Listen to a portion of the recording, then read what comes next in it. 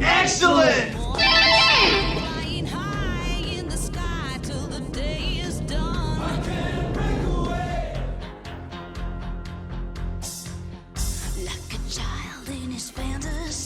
Punching holes in the walls of reality. All my life I wanted to fly, but I don't have the wings, and I wonder why I can't break away.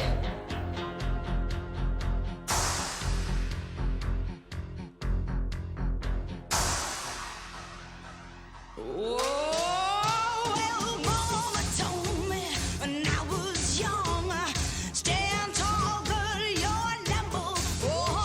But you can be what you wanna be, but you can't change the course of your destiny. I can't break away. Well, no, I can't break away. I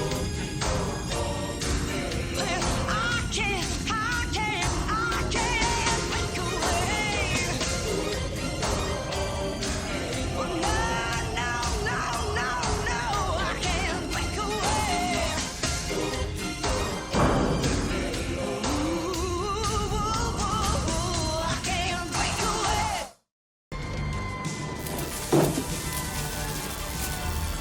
Greetings, my excellent friend.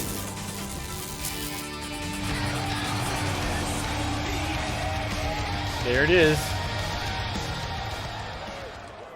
Herc right on top of the new Channel Port Award. Welcome in everybody to episode 1.11 of Fixer's Heavy Metal History.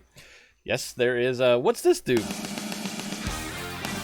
Resub from Perma. Let's get knocked these out real quick. Permanoob, tier 4, 14 months. Gilly, tier 4. Tier 1, 4 months. Thank you.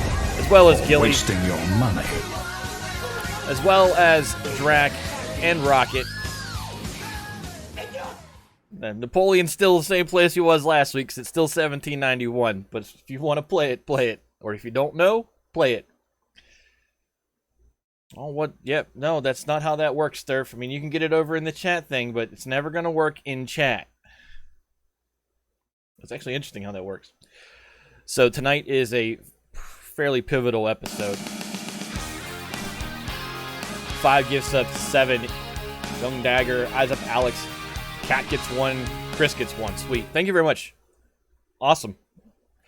On that note, we will know next week what the total for the July-August period for disabled American veterans is. The Twitch money is in, the Stream Loots money is not. Don't expect Duke is on deck to be very high. Hey, look, it's Permanoob. See, nobody cares. So tonight's a pretty pivotal episode in the, I would still say, the first, let's say the assembly period of the French Revolution. I care. I care that you used to be a partner, Perm. I still think it's funny that I won't take that out. I like that too much. But seriously, thank you very much for the gift subs. Let me put my phone flipped over so it stops making those noises. So tonight, we're going to see something fairly wild happen in terms of what has happened thus far. This will be the wildest night, I think, in terms of everything that's gone down, and there's been some crazy things. And at the end of the day, it'll be a very changed landscape in terms of what's going on in France in 1791. Yeah, the prelude to the real revolution.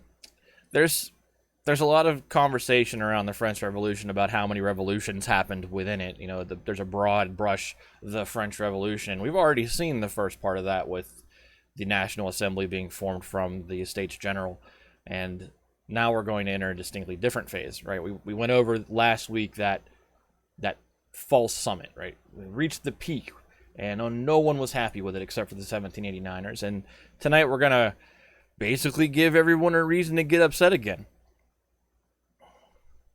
Yeah, we did have a guillotine conversation in Rocket Stream earlier about where the guillotine comes from, and you know, who was it invented by versus who was it suggested by. And we're closing in on the guillotine. That's coming, but we have some other crazy things that have to happen first. On another note, a music note, the intro tonight was just a backing track, but it was an example of what is called groove metal. It's a style of metal that perpetuated in the 90s. Pantera's seemed to be the progenitor of that style of music, with Dimebag Darrell Abbott just down tuning his guitar the way he did. It's a completely different feel for the way music was done. And so that was just an example of how groove metal sounds. But I got awesome news on the metal front today. Sabaton announced a new album, and Sabaton's last album was called The Great War, and it was a complete album about World War I, which is awesome, because that gives me a lot of music to play when we get to World War I. But their new album is called The War to End All Wars, which is also about World War I. So by the time we reach World War I, that album will be out, and we're going to have 2 complete albums of World War I metal to dive into the songs and understand what story they're telling. And I plan to do that once we get into where Sabaton will kind of lend me their voice a little bit. We're going to delve into those stories. We're going to take these sidebars and go into that. The next one's going to come from a band called Civil War when we get to Napoleon, and it actually is comprised of a band comprised of former Sabaton members. So just on the metal front, it's been a really awesome summer, apart from the fact I'm likely going to have to eat my Judas Priest ticket due to everything that's going on with COVID. But Sabaton announcing a new album was pretty awesome today. An anonymous gift, 6 months of Tier 1 to Argo. Why did that not play? But there it is. That's interesting that a single gift sub didn't play. I'll have to look into that. But I see it, and thank you very much. It's amazing. So not to beat around the bush tonight, we are going to pick up where we left off last week, which is at that false summit where no one was happy but the 1789ers. And I did tell you that at the end of last episode that we were going to talk about 2 Ancien Regime institutions that we have to kind of bring up to speed. And one of which will very much set the stage for why Louis XVI says, I'm out of here. One of the reasons, anyway. Yeah, anytime any one of my top 5 bands just basically says, here's new stuff, I'm like, yeah. And their last album was amazing. They did a song called The Red Baron, which is about, obviously, Manfred von Richthofen, which was sweet. There's a lot of stories. World War I's really complicated, and it gets overshadowed by World War II, and especially here in America, because we were much more involved in World War II. But there are a ton of stories in World War I, and the way in which I'm envisioning the lead up to World War I now is leveraging the Russian Revolution of 1905, which means I'm going to have to explain Marxism and, materialism and a lot of philosophical things that happened in the 19th century. And I've been studying up for that one. So you kind of see me start to feed some of that information in these streams where it's relevant, so that we can kind of start to pre-inform and make those connections, because I do have a solid line to where I want to start getting into the 20th century. Yes, the Romanovs. And Tsar Nicholas II. And wow, the more I learn. But anyway, let's get to France. We're going to start off tonight talking about the army. And if you remember when we were talking about Brienne and the lead up to the Estates General, we were talking about how dysfunctional the army had become through the 1770s and 1780s due to these series of rules that had been enacted, where non-aristocrat officers, meaning non-nobles at the time, these officers were being capped out at captain, right? They were not able to go past the rank of captain. And in an officer corps, in an army officer corps, it's really lieutenant, junior grade, lieutenant, senior grade, captain. That's it. And it's, major, lieutenant, colonel, general. There's field marshal. There's a bunch of ranks above captain. There's not that many below captain. So there was this situation that it's already in place now by the time we reached 1791, where these officers were having their careers just capped. You can't go higher than this because of who your daddy isn't. And then couple in the fact that now, in the summer of 1791, we have a situation where there are, leading into 1791, 1790, 1789 as well, the attacks begin on the nobility and privilege, where the aristocratic officers are no longer really that happy, where they are seeing these things that identify who they are, their titles and their privileges, just being attacked and stripped away. So now the entire officer corps is really not that happy, for different reasons depending on who you are, what your rank is, and who your father is. But the entire leadership cast of the army is really not that happy with a period of about 25 years of what's happened in the army, and it's making the army very dysfunctional. And then also remember that pay had been doubled for the enlisted men, which they liked. But then also Prussian-style discipline had been brought into the French army, and you can't just flip a switch on something like that, right? You can't go from a fairly lackadaisical kind of come as you are type of a situation in a military unit, and then all of a sudden bring in a disciplinarian. I've seen it done. You can't. It doesn't work. You have to slowly fade that in. You can't just come in with a whip as a new commander and say, we're going to be much more disciplined today, because you're going to get the resentment of everyone that's supposed to take your orders. And since the fall of the Bastille, things had become much worse in the army. Acts of disobedience and nearing mutiny among the enlisted in garrisons of all over France had become a thing. And we're not talking the National Guard here. We're not talking the citizen militias that had been handed uniforms by Lafayette. We're talking regular army, the regular army enlisted. So that's privates and sergeants, etc. That's your enlisted corps. They've become more like the Guard in a sense, where they're like refusing orders and generally disobeying and nearing the point where they're wanting to do something about it. And this wasn't helped because now we have the Jacobins, right? Jacobin Club has all these committees of correspondence all over France now, right? What are they doing? The word of the revolution's coming out of Paris and going to all these little red dots that are on your map that I'm now going to show you on the left-hand side of the screen. So they're sending messages, the Jacobins are, out to their committees of correspondence. And now the committees of correspondence are beginning to talk to the enlisted and the junior officers, and they're starting to coach them and say, hey, doesn't individual liberty sound great? And yeah, it does, but individual liberty in the sense of a military unit is not a thing. And I don't know if you know this, but even in the modern military, if when I was in, or when Manny was in, if you are accused of a crime, you are not guaranteed the right to a defense counsel. You're not. You would think you are, but in a military tribunal, you're not entitled to a defense attorney. You actually have to actively go request it, but they don't have to provide it to you if you don't know any better. And it's a distinct difference between how the military and civilian side of things operate. And you cannot just do what the Jacobins... What's up, Fletch? 5 months and a 4-month streak. Thank you very much for the resub. Here's the thing. It's a good question. There is no JAG Corps? Yes, there is. The JAG Corps, as it exists in the modern American military, exists, right? But they don't just get handed, hey, we have another public defender case for you. And the JAG is a prosecutor. It's the Area Defense Council is what it's called in the modern military. On the defense side, it's called the ADC, the Area Defense Council. You actually actively go to the ADC and say, I'd like a lawyer, please. You don't forget saying you're sorry for interrupting. I can keep a flow. Please say hi when you're here. I'd much rather you interrupt me. That's why the interactivity exists. I can maintain my train of thought. So stop apologizing. So like I was saying, the JAG is the prosecutor. What's up? Thanks, Perm. The ADC is the defense counsel, and you have to go to them and say, I'd like a lawyer, please. You're not entitled to things like your constitutional rights are kind of limited and nearly suspended when you're in the military. So the notion that the Jacobins are out there feeding in revolutionary rhetoric and ideas into military units is really not good for unit cohesion. It's just not good to keep that unit as a working operating unit, because you're sowing dissent. You're starting to... My lord? Go yourself. Station! Iron Maiden? Excellent! You play them all at the same time, they're just going to play over each other, by the way. Get them all out of the way now. But unit cohesion gets broken down by the Jacobins.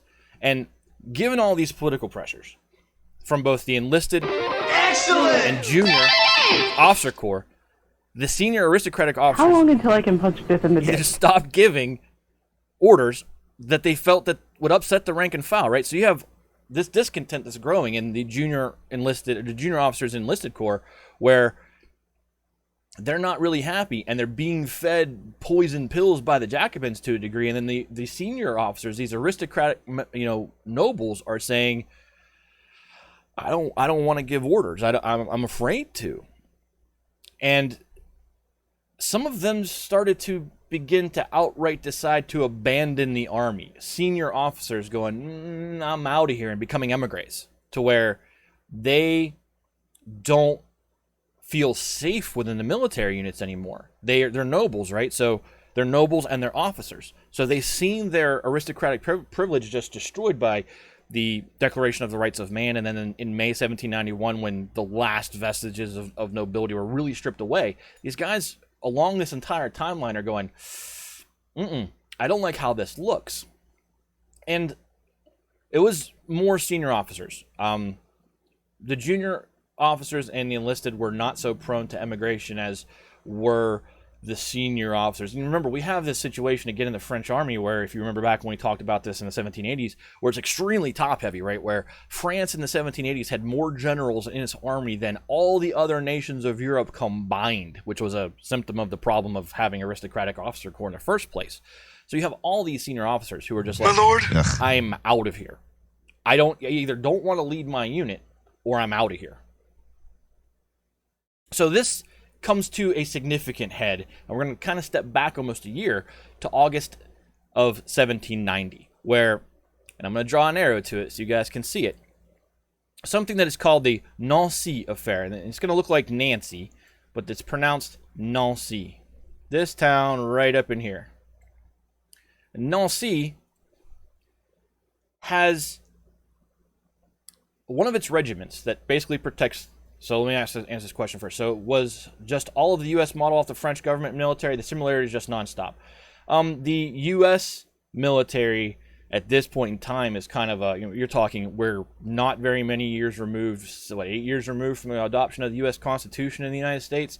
The Navy's barely a thing, but you have to understand that Western Europe in general, not just France, very highly influenced the rank structure of the army. Now, the army we know today, with the idea of corps and things like that, we got one guy to thank for that, and that's going to be the short dead dude who's going to come along in a little while, because Napoleon is going to completely revamp the world in terms of how the world organizes its military. And we're going to spend some time talking about that, in a year or so when we get to him in his prime. But the concept of dress, ranks, protocols, all those things that exist in the American military at this point in time in history were pretty much just vacuum inherited from Western Europe.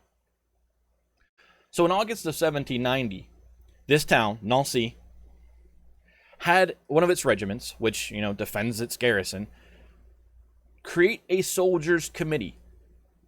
They create their own enlisted committee. Very likely, prompted and prodded by the Jacobins to create. And this committee demanded to see the regimental books, like the accounting books of the regiment. And they went to their officers, not requesting. Everything I've read suggests the word demanding is the right term. They weren't asking. They were telling them they wanted to see the books. And then when they were told basically no, this group of soldiers and a larger portion of this regiment arrested the quartermaster. And then they locked up the majority of the other officers. And they took the regimental treasury into their possession. So two things here. One, a quartermaster in this, well, even in modern sense, is responsible for basically supplies and logistics. So the individual who oversees supplies and logistics. So they are the one who would have the books. And then the regimental treasury is literally the money they had to carry around, because there was no ability to do the whole digital economy that we have now, right? If this regiment needed to buy horses, they needed to have money on hand. So how much money was on hand was reflected by the books, which is why they wanted to see the books, because they suspected there was rampant corruption, and there was within the army. So they take possession of the regimental. Hey, what's up, next gamer? Sorry if I don't say hi. I'm reading here and reading here. So they take possession of this treasury, and then the other regiments in the Nancy garrison follow suit. So dominoes start to fall. And pretty soon, the enlisted across the town that follow that's button supposed to defend it has taken over, basically, command of the army there. And a mutiny is complete. This is a mutiny. This is enlisted individuals telling their superiors, we're not listening to you anymore. We are telling you what to do. And if you don't do what we're telling you to do, we're going to lock you up. And that's what they did. So when word reaches Paris that there is this massive mutiny that has occurred in Nancy, the assembly, obviously, right, they're shocked. They're like, oh my God, they're already dealing with the day in, day out reality over the past year that the National Guard is, flip a coin on how dependable they are to follow their orders, which had gotten better once the whole active, passive citizen distinction and requirement was passed for the Guard. But now the Assembly is looking out to the frontier, which is right there by the Austrian Netherlands, on the border of the Holy Roman Empire. This is a frontier unit, right? This isn't back in town. This isn't a parade unit. This is a frontier military unit. And they're saying, no, they're mutinying against their officers. So the Assembly agreed that because of their concern for what is perceived and seen as a humongous break in discipline, and their concerns about what that would mean long-term for the Army, the Assembly agreed that, yeah, we're going to have to address the concerns of the soldiers, but mutiny is not something you can do, right? You cannot, and I agree with this, you cannot say mutiny in any form is okay, because you will break down unit discipline if you say your concerns were valid and that justifies what you just did. Your concerns are valid, but your actions as a result of them are not, and that's the stance the Assembly takes. They have to preserve the integrity of the Army. So what they do, yeah, exactly. I understand your problem, but you've gone too far. And I think that's relative to how a lot of things transpire today, right? And there's a lot of concerns that are valid out there, but resorting to certain actions are not okay. So what the Assembly does is they order 4,500 troops from another garrison, the next town down, to intervene. And they put this guy in charge. Actually, I can't show you his picture because it's on the other page, and I want it to be on the other page. But they send General Francois Claude de Bouilly. And de Bouilly, or Bouilly, is an arch conservative. He's one of those officers that is, I want things to go back to the way they were. He probably likes very much the idea that the sword nobility is the only, section of people who's allowed to be in the senior officer corps. He is, it's DE space Bouille, de Bouilly. Francois Claude de Bouilly, and he's a general. There, you got everything but the last word right, Gilly. It's Bouille. No David Bowie, no. But de Bouilly is one of these staunch arch conservatives. He doesn't see the revolution as a good thing.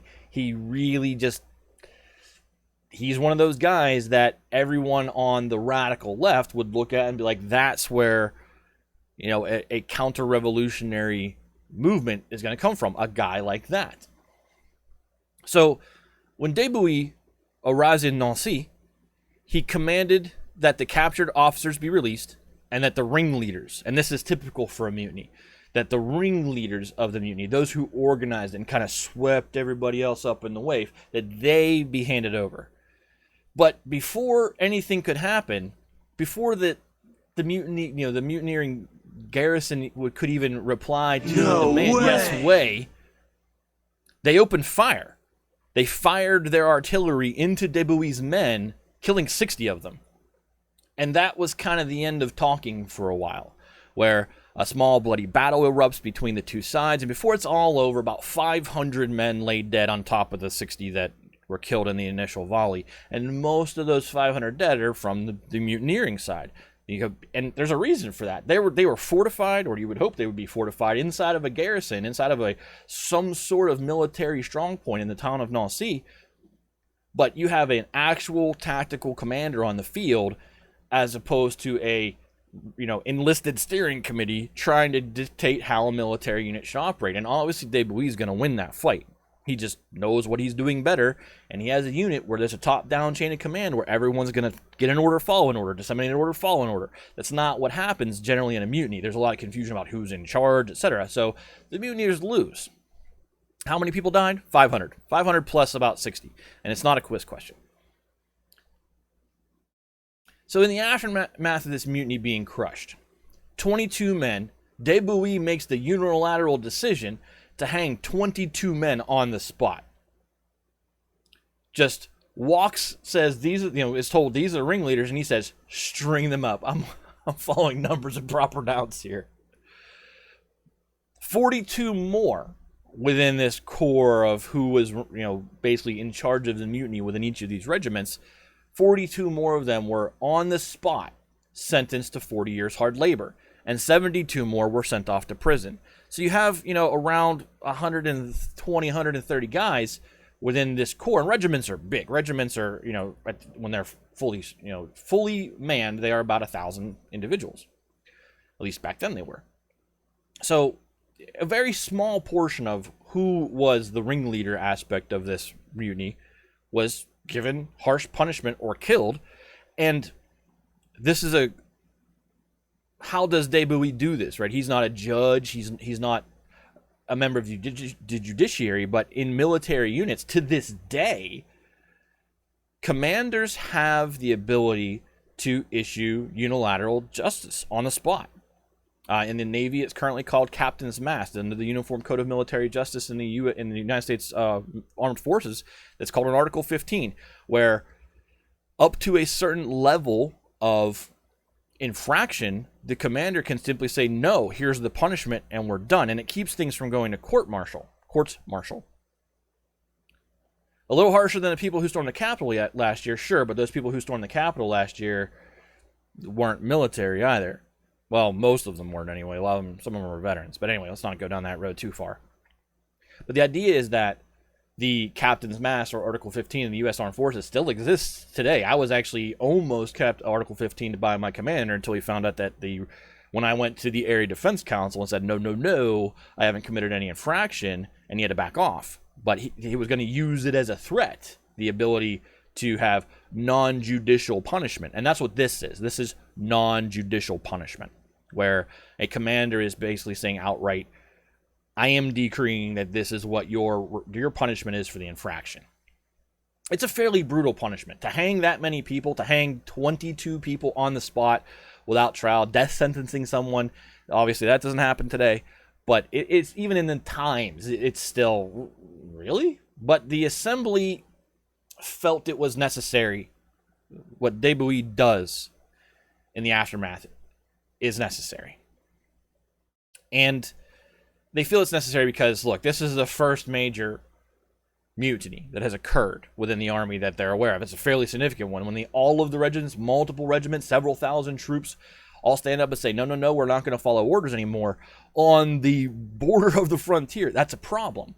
So they back de Bouilly and they say, yeah, okay. You did what you did. This is a general time of flux for who can do what with respect to the military and declaring war and how everything's structured, right? Everything's really nebulous in France right now, but they say, no, we're going to back what de Bouilly did. So how successful was Operation Stamp This Shiz Out? The entire scope of how the French army is formulated is going to change very soon. So the biggest thing here to take away, apart from what we're about to talk about, is the section kind of above where I said the aristocratic officers have had it, and they have said, I don't want to be here anymore, because there were a lot of them, but pretty soon there aren't going to be any of them. And when you cut the head off of an army like that, that's also really bad. But in the flow of the assembly backing de Bouilly, the radicals, right, the radical populists that make up the Jacobins, so the extreme left side of the Jacobin club, and the Cordeliers, who is all extreme radical, they could see nothing in de Bouilly's actions but tyranny, right, the overreaching hand of someone who doesn't have that authority, and they're completely blind, in my opinion, to the idea that the military operates differently than civic society. And the complaints that the enlisted had were viewed as valid by the leftist radicals. The things that they were demanding, the auditing of the books and things like that. Let's make sure everything's on the up and up in our unit. The radicals saw that in their radical fervor of everyone is equal to be a valid thing, where it really doesn't work that way in the military. And so, never mind that these guys then had locked up their officer corps, turned the town of Nancy into a fort of insurrection for some time, and then fired first on the units that were sent to restore order. Never mind all of that.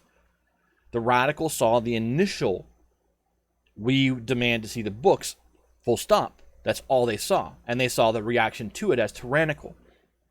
So in this moment, the Jacobins and the Cordelier Club become even more unified in anger, right? And their anger is directed at Lafayette and the Society of 1789, because they're still who is in charge, basically, within the assembly. The 1789ers still hold that grip on power in the center. So they view the assembly backing de Bouilly as the actions of Lafayette and Bailly and the 1789ers. So the Jacobin radicals, so the lefter side of the Jacobins and all the Corelli Club members and the Corelli section in general all start to view Lafayette. They're already not happy with him, but they are given more fuel to say these guys, these nobles, these 1789er nobles, even though nobility is not a thing anymore, they're part of the problem, and they start getting madder at them. So new, truly talented officers had to take their place. I would say there's still enough senior officers around at this point to not need to bring people past the rank of captain, but that's going to go away soon too. Lafayette understands the reason for de Bouilly doing what he did to his military. To a degree, I'm not sure he agrees with the outright hanging without trial, because courts-martial is a thing. Dodson. Trial within a military Dodson, we've got tribunal is a thing. Dodson here. Pixel, me sane, what's up? Welcome in. Nobody cares. Welcome into history. We're talking about the summer of 1791 and the French Revolution.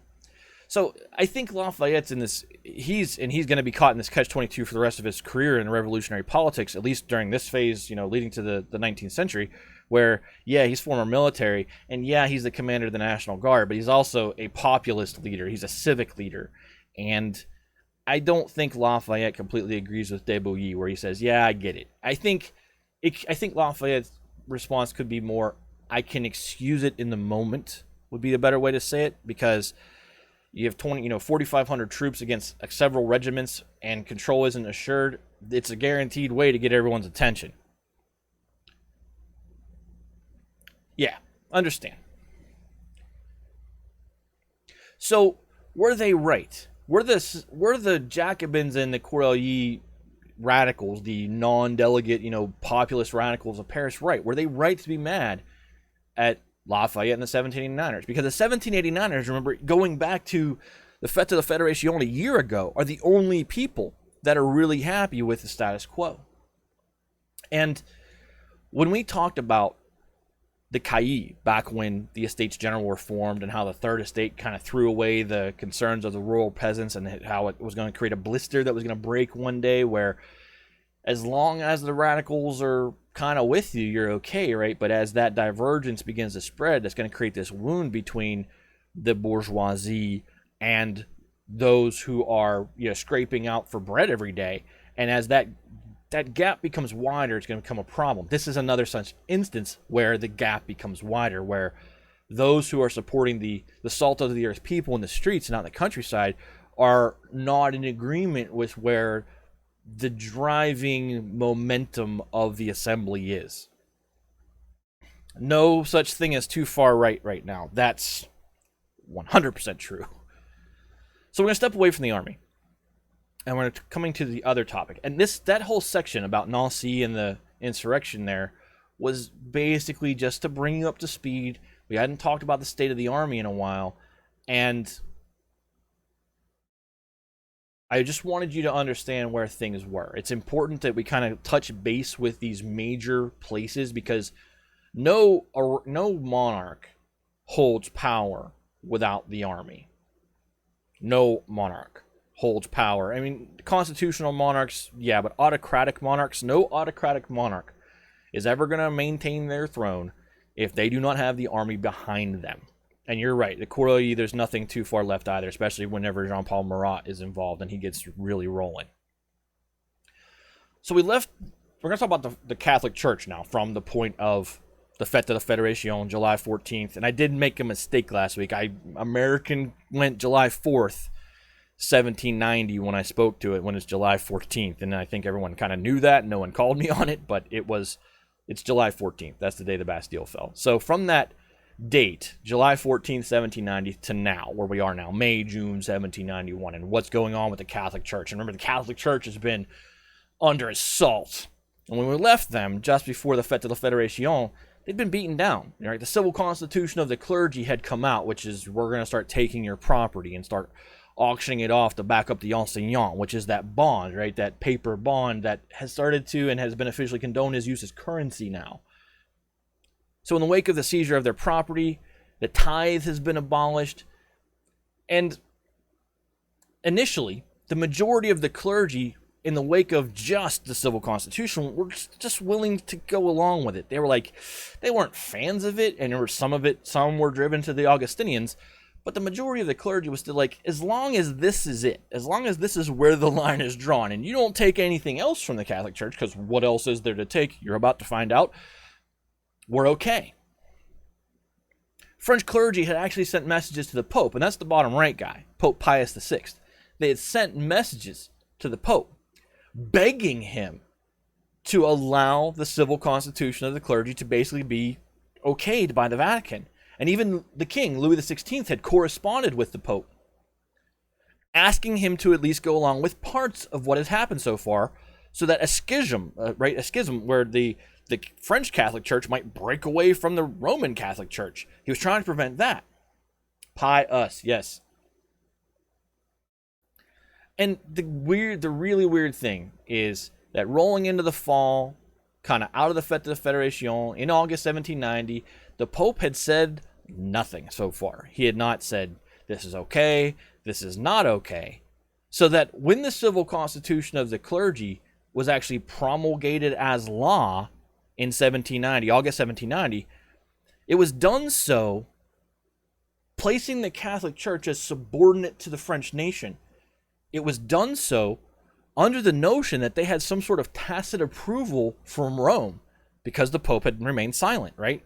And it's one of those political things where when someone doesn't endorse something, it doesn't necessarily mean that they are against it, but they don't want to say it publicly that they're okay with this, because then that spreads, and oh my God, the Pope's okay with what's going on in France, and then it happens everywhere else. So they assumed the Pope's silence was, okay, but don't tell anybody else. And it wasn't. No such agreement was worked out. And as the months passed, more and more French clergy started to become unsure that they could move forward under this new law that was the civil constitution of the clergy without an explicit approval from the Vatican. And so in late October 1790, 30 bishops signed a letter saying they would not accept the civil constitution of the clergy in France and operate under it, as it had not been sanctioned by Rome. And this helped to spark new protests from within the clergy, that means the priests too, as, remember, we started to elect our bishops and clergy members. So as these new elections were happening to select these new departmental bishops, it sparks protests from within the clergy, and it was spurred again by the local Jacobin chapters. Local Jacobin chapters got local authorities. So the committees of correspondence sent out to the provincial or the departmental capitals and started to tell them that it was necessary to vigorously enforce the civil constitution of the clergy. So you have the Jacobins on one side saying, no, this is the law, which is an interesting position for them to take, considering they don't like many of the other ones, but they're spurring the local departmental authorities to challenge the protests coming out of the clergy during the departmental elections for clergy, and it creates this conflict. It creates this conflict between Jacobin kind of, I wouldn't say radicalized, but Jacobin motivated local authorities go and say to these protesting clergy members, we got a problem here, and there's clashes over this. So in response to all of this, the assembly decides, and this is a big thing, and I would say this is a big mistake. The civil constitution of the clergy, I would argue, is a big mistake, because it was that wound, right? It's one of those things that just rips France where to make a decision. Do you want are you backing the revolution, or are you backing the church? And to add to that, the assembly decides in November 1790 that any clergy who could not reconcile themselves immediately to the civil constitution would be dismissed. This sort of starts a significant conflict between the clergy and the Jacobins specifically, doesn't it? Yes. And the Jacobins, remember, the Enlightenment is also not just about the idea of these grandiose ideas of civil or constitutional monarchy and the equality of people of a certain class, but it also is a very anti-religious thing, where the Enlightenment sees theism in general, belief in a higher power, as what? And you can see that within the people who are quote-unquote enlightened. You know, even Talleyrand, who's a bishop, doesn't believe in God. So, yes, there is a rift between the Enlightenment and the church, and the civil constitution of the clergy and what is about to happen exacerbate that greatly. And you're not wrong. The church has taken advantage of them. The institution of the church. I wouldn't say religion so far as the institution, the dogmatic institution of the church, where you have a built system of hierarchy issuing edicts down onto people, or else the fear of God.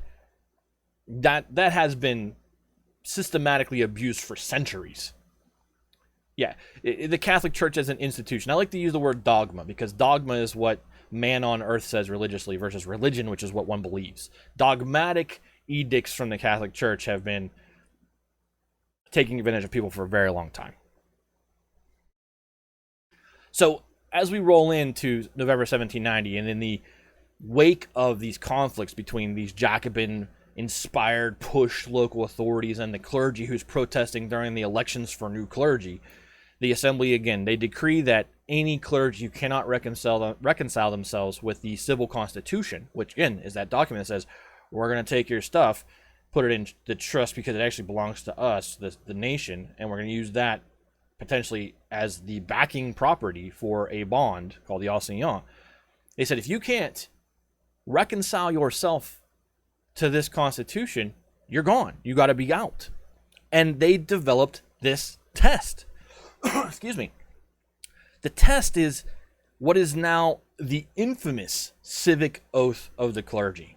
The civic oath required them to be, quote, faithful to the nation, the king, and the law, and to uphold with all their power the Constitution declared by the National Assembly and accepted by the king, end quote.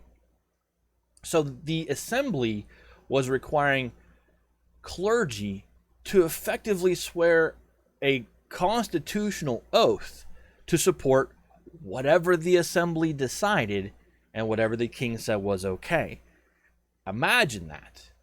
Because if you're a clergy member to this day, your first oath, I would imagine, is to your God. And now they're telling you, you must take an oath that supersedes that. Yes, I can understand how that would be hard for them to accept in the day, right? Let alone today. Which is why the separation of church and state is hugely important as a segue. The reason that, in the U.S. Constitution, that we have this barrier between civic law and operations of the church, there's a big reason why that exists. And it exists in history now. The First Amendment exists now in the U.S., but no such distinction exists in Europe. Yeah, pretty much. It's not a bad analogy, Gilly. I'm not going to repeat it, but it's not a bad analogy. So by forcing the clergy to take the civic oath, the assembly was forcing them to choose between their patriotic revolutionary spirit and their religious convictions. And not everyone's Talleyrand, right? Most people aren't Talleyrand or Brienne, where they're these, bishops that had gotten their station because of who their father was. And it was just a job that they could take advantage of because, Talleyrand's done some good things, but he's an opportunist. Most of the clergy and almost all of the departmental countryside was filled with people who were pious. They were religious. And so you're asking the priests, or you're asking someone's priest, to take an oath that supersedes their commitment to God. And that's really difficult. You're not wrong. The assembly had already taken some steps to prevent how Talleyrand came to be, but he still gets elected bishop again, for now.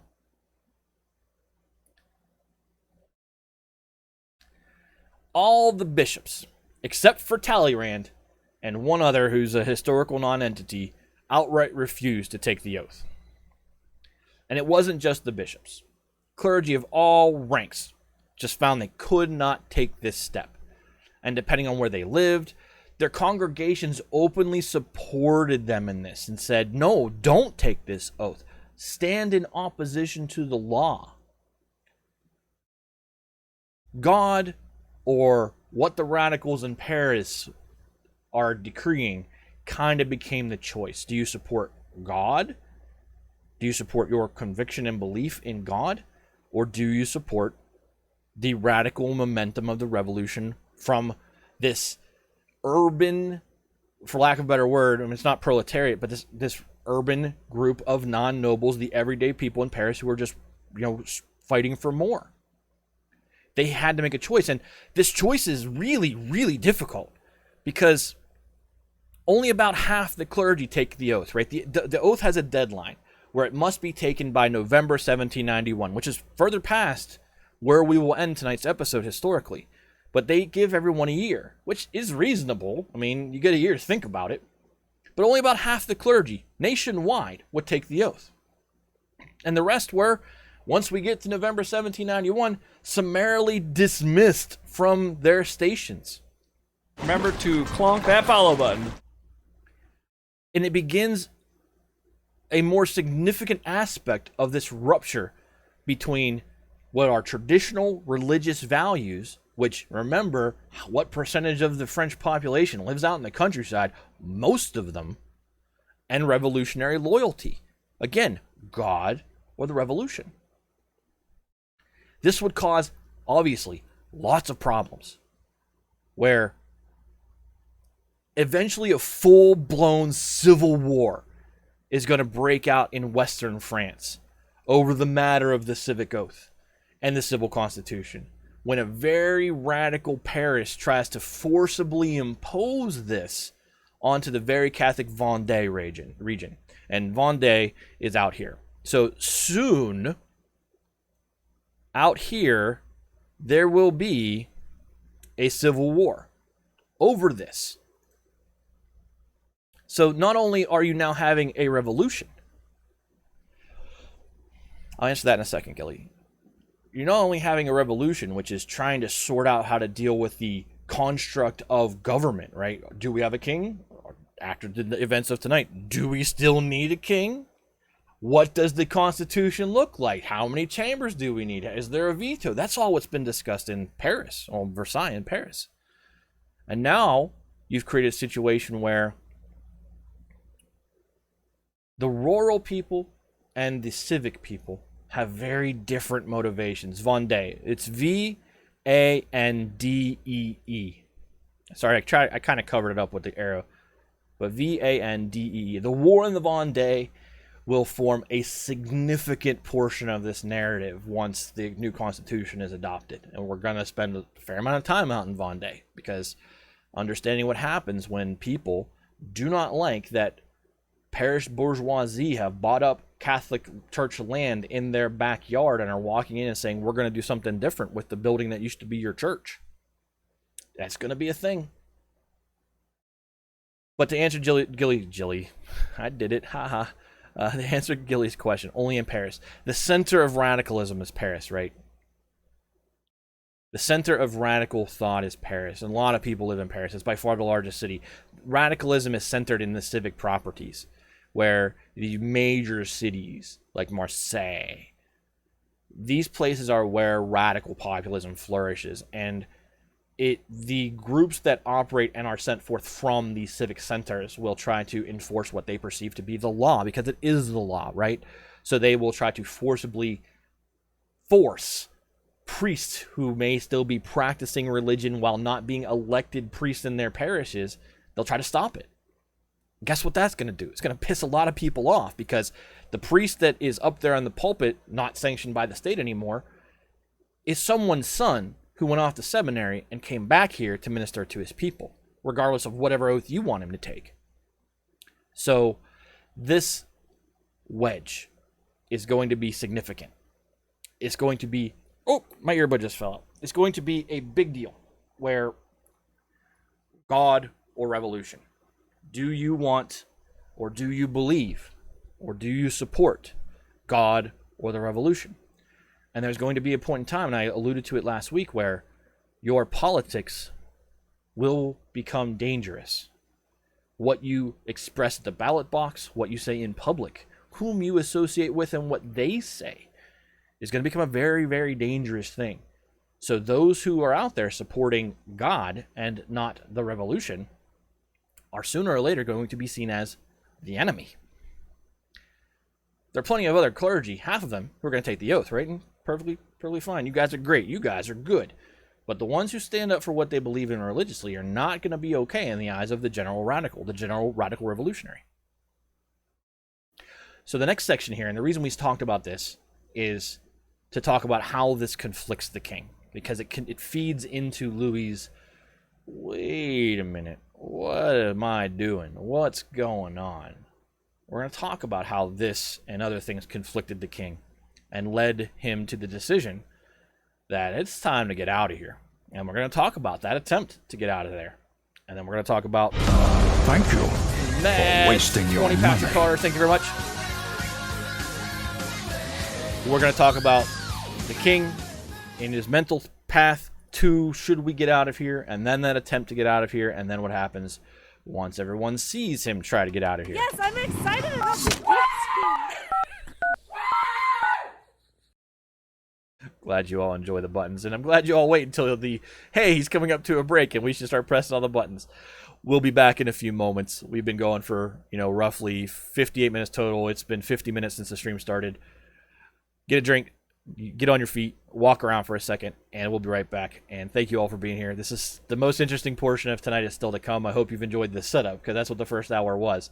And we'll get into the conflicted citizen king, Louis XVI, and everything that kind of leads up to his decision to be like, nah, we're done here. I'll talk to you in a few. Again, thanks for being here, guys. I appreciate it. I'll talk to you in just a few.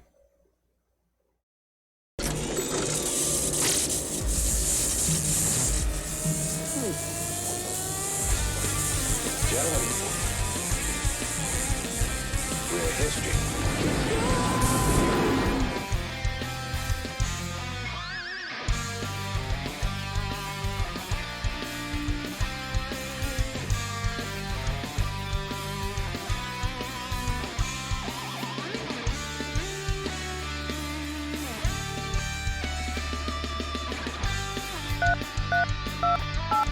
Must play me game. What? Best 2 out of 3. No way! Yes way.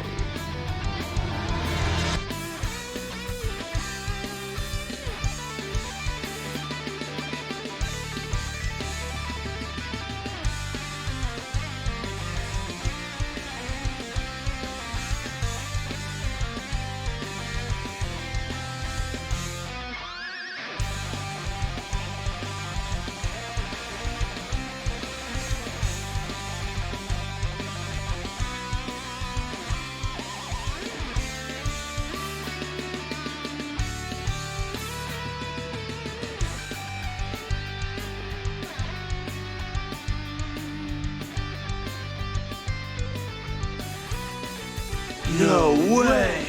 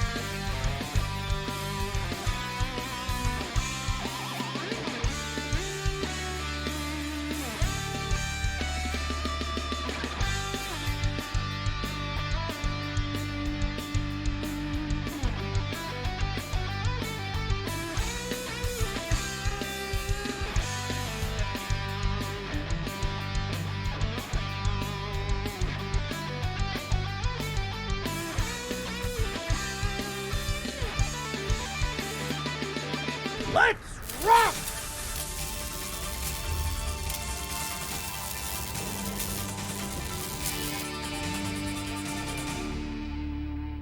Welcome back. So we left off. Hopefully everyone's back. Hurry back from the kitchen, wherever you're at. But hopefully everyone's back. And where we left off was kind of, again, bringing you up to speed on where the army was in 1790, 1791. And what had happened with the continuing assault on the Catholic Church. And that's really what it is, right? It's been pretty relentless at this point. We've gone from the summer of the Bastille in 1789 to, where they said, hey, the tithe is gone, to that fall in the winter, Talleyrand and Mirabeau working on what would become the civil constitution of the clergy. We're saying, hey, we're going to take all your property and use the bac d'enseignant because the nation needs something to shore up its finances. And now we're at the point in the fall of 1790 in November where you will take an oath that effectively says revolution or God first. So I didn't make this disclaimer, and I really feel like I need to every time I talk about the church side of this. Is I don't care personally what anyone believes as long as it doesn't hurt somebody else, right? You do you. And everything that's spoken about and the perspectives that are offered in this stream from the what's going on with religion are always done in the context of history, how the individuals in the moment felt. And I very much try to eliminate my own pontification on the notion of religion. If I ever cross that line, let me know. But I'm only trying to say this is how this person felt, or this is how the average person felt, not this is how you should feel. And let me know if I ever go over that line. But I really try to walk that line very specifically when I talk about the church, to say, I just want you to understand how what was occurring to and within the church is affecting everything else. And sometimes it's necessary to say things like Talleyrand is an atheist and doesn't believe in that. And I may say it in a way that comes off wrong. Call me on that, because I don't want to upset anybody. I can sort of understand the desire to sever themselves from a larger nation, let France be French, not a small part of the Holy Roman nation. Well, it wasn't, right? France was not a part. That border, that blue line that you see rolling along the Rhine and down in this, where's the Swiss Confederation is, and then Sardinia, modern day Italy, it was not a part of the Holy Roman Empire. That entire line along the Rhine is populated with little duchies and principalities that are a part of the Holy Roman Empire, but France really isn't. They were a Catholic nation, but in the sense that there was a degree of Protestant toleration, as opposed to, say, even England, where the Anglican Church is, you're either Anglican or you're Protestant. I'm sorry, you're either an Anglican, Protestant, or you're Catholic.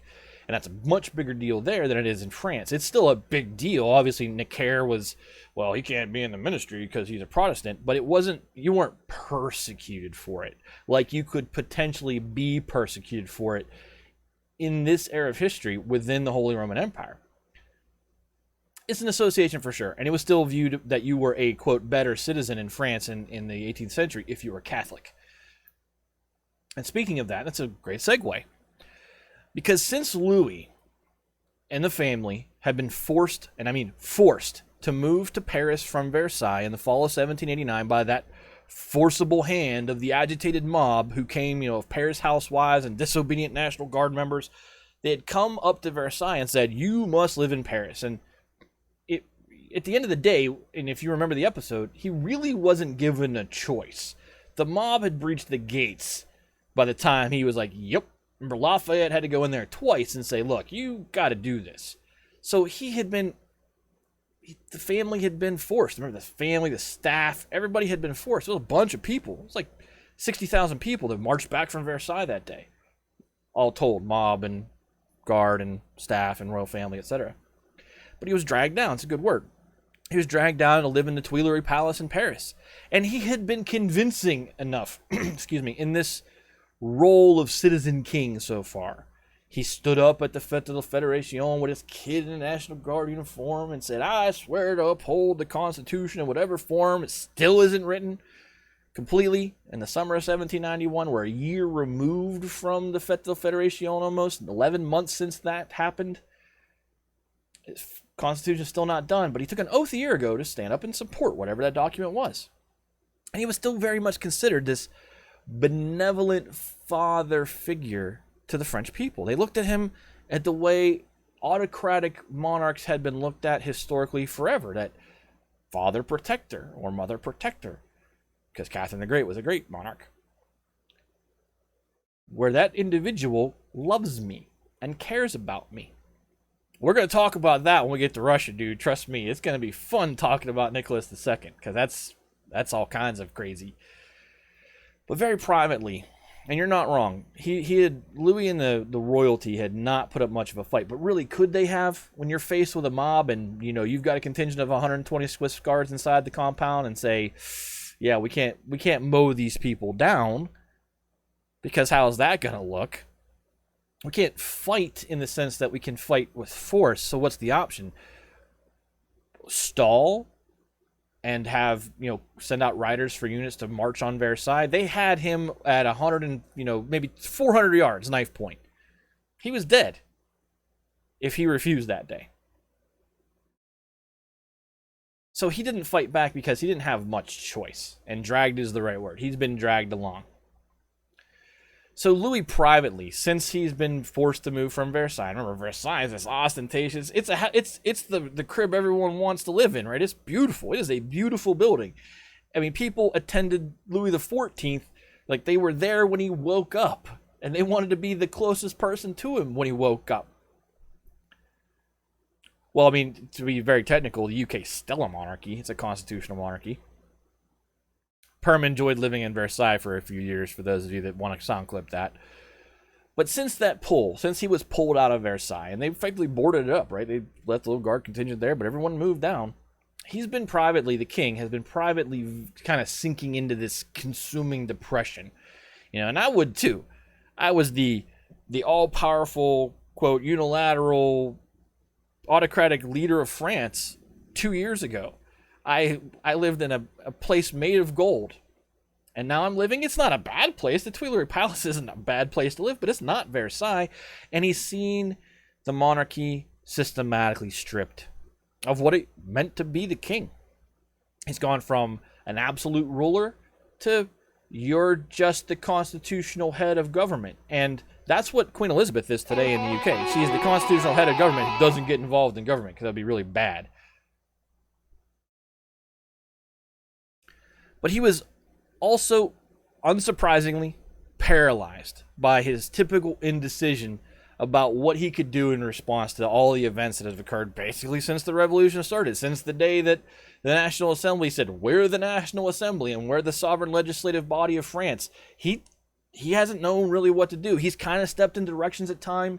He's been prodded into directions at time. But that pendulum swing of who he is and how easy it is to push that pendulum has been problematic. And along the way here, one of Louis' sisters commented that Louis' biggest problem was that he was deathly afraid of making a mistake, and that this total lack of self-confidence led him to do whatever was expedient in that moment, without any sort of plan as to what the next thing was going to be.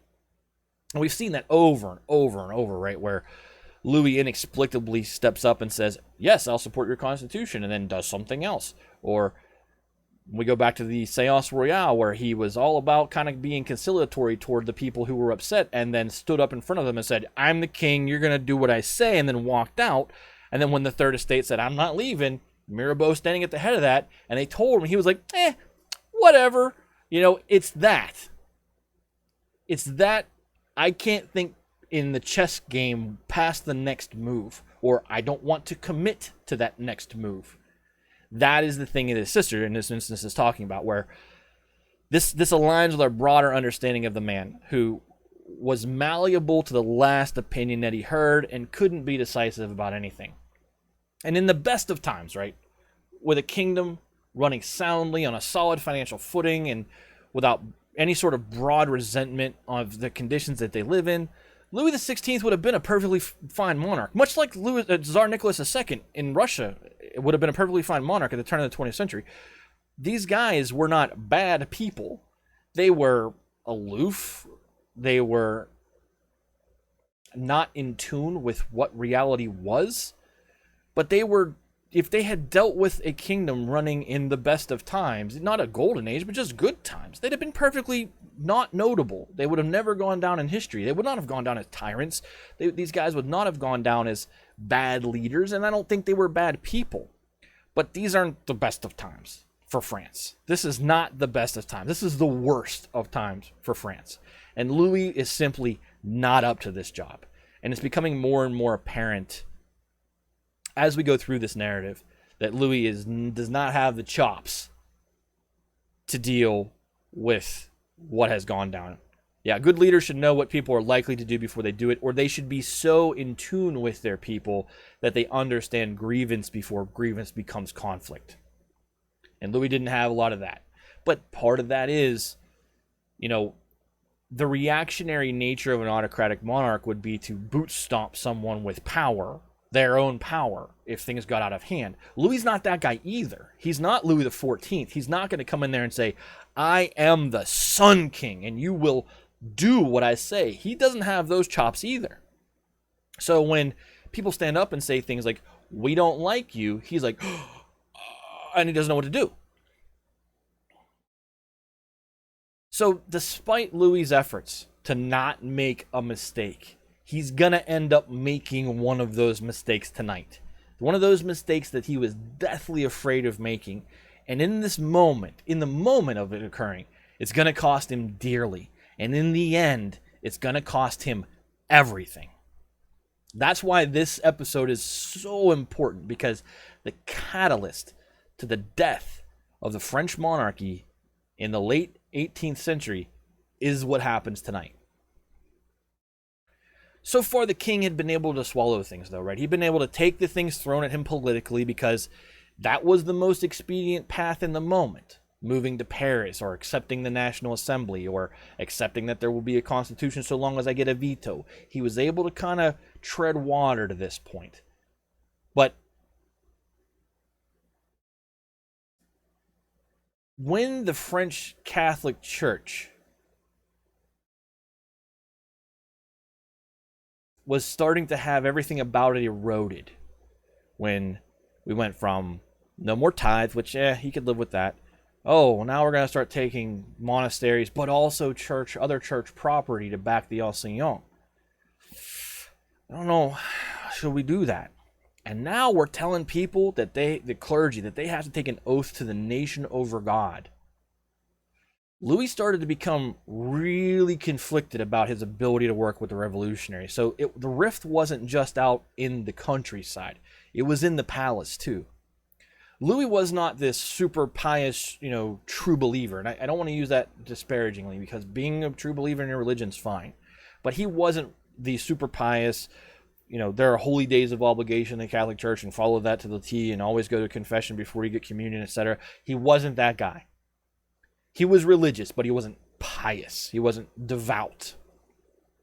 But the more the assembly points their cannons at the church, the more and more uneasy Louis became with what the assembly and where the radicals were taking things.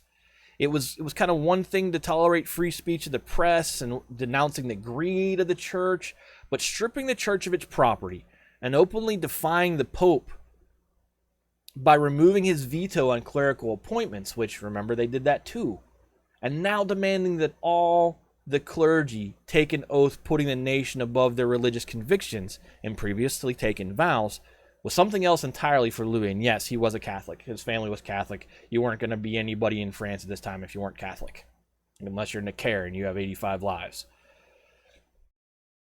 So Louis had accepted and promulgated the civil constitution of the clergy because he felt politically powerless to stop it.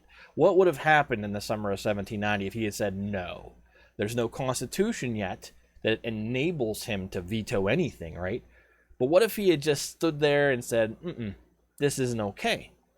And yeah, not even Necker lasted forever. It was politically dangerous.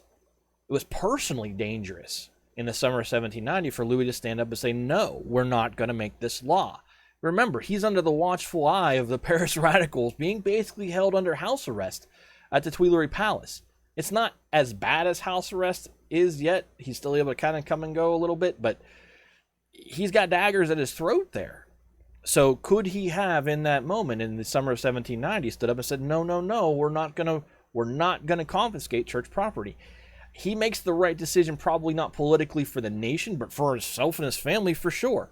Where he says, I cannot endanger my family by telling the assembly and the radicals that we're not going to do this. it is a secession of power, but he's been ceding power to the assembly since the assembly stood up, right? It's the absence of the Constitution in that moment that hurt him, where he didn't have the veto that he had negotiated yet. He couldn't stand up and put it into suspensive veto and said, come back in 3 sessions and try again, because the law says I can. He didn't have that chair, that leg to stand on yet. And when he does start using it, it's going to be funny too, but in this, in that moment, he couldn't do anything. And the choice was, do I stand up for what I believe to be right, or do I protect my family? And that's a tough choice. Do I stand up for what I believe to be right for the church nationwide, or do I make sure that me, my wife, and my kids are not just neck slit in the middle of the night for saying no, for opposing things? Yeah, it is a big moment where he could have said no, but perhaps the flight would have occurred, or the attempt to flee would have occurred far sooner. And even though that he had accepted the civil constitution because of all these factors, and he had written to the Vatican asking them to sanction it, because if the Vatican had come along and said, yeah, we get the situation, I'm the Pope and what you're doing's okay, don't go any further, then I feel like he would have felt better. But he didn't. And then he signs off on the enforcement of the oath for pretty much the same reasons, right? He was so personally conflicted about the blasphemy that he might be authorizing, that when his own chaplain takes the oath, he takes the oath of nation over God, that Louis actually starts to seek out other clergy to get communion from. And that's where he was religious but not pious comes from, because he remember to clonk that follow button was at stake.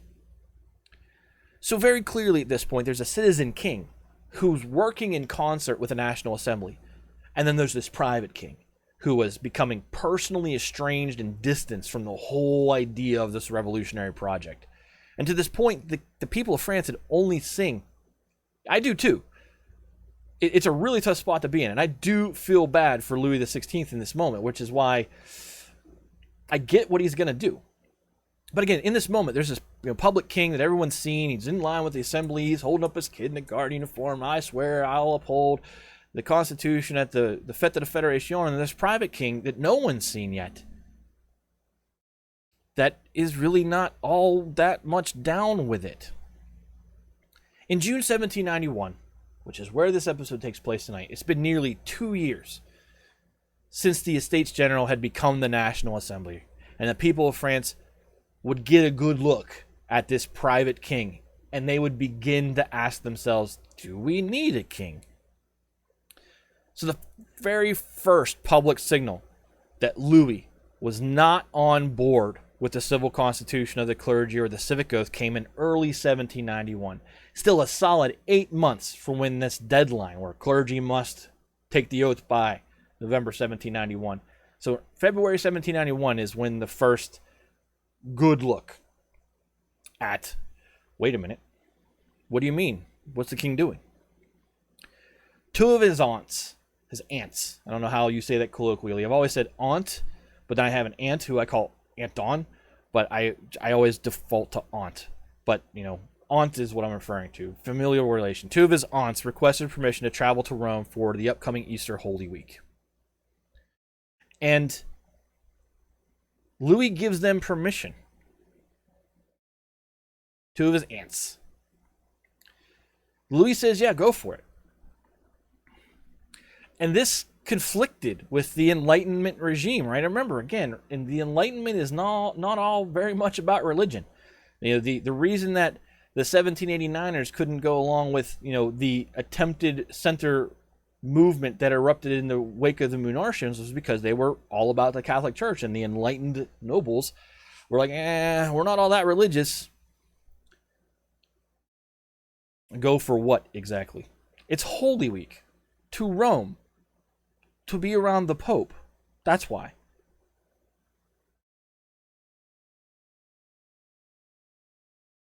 So again, this conflicted with this Enlightenment regime that has been evolved, which questioned outwardly, what use did the King of France have for the Vatican? Why was his family needing to go to Rome? Shouldn't his family, his aunts, instead wished to stay in France and participate in a good, patriotic Holy Week, which of course would be overseen by the elected patriotic bishops who had taken the civic oath.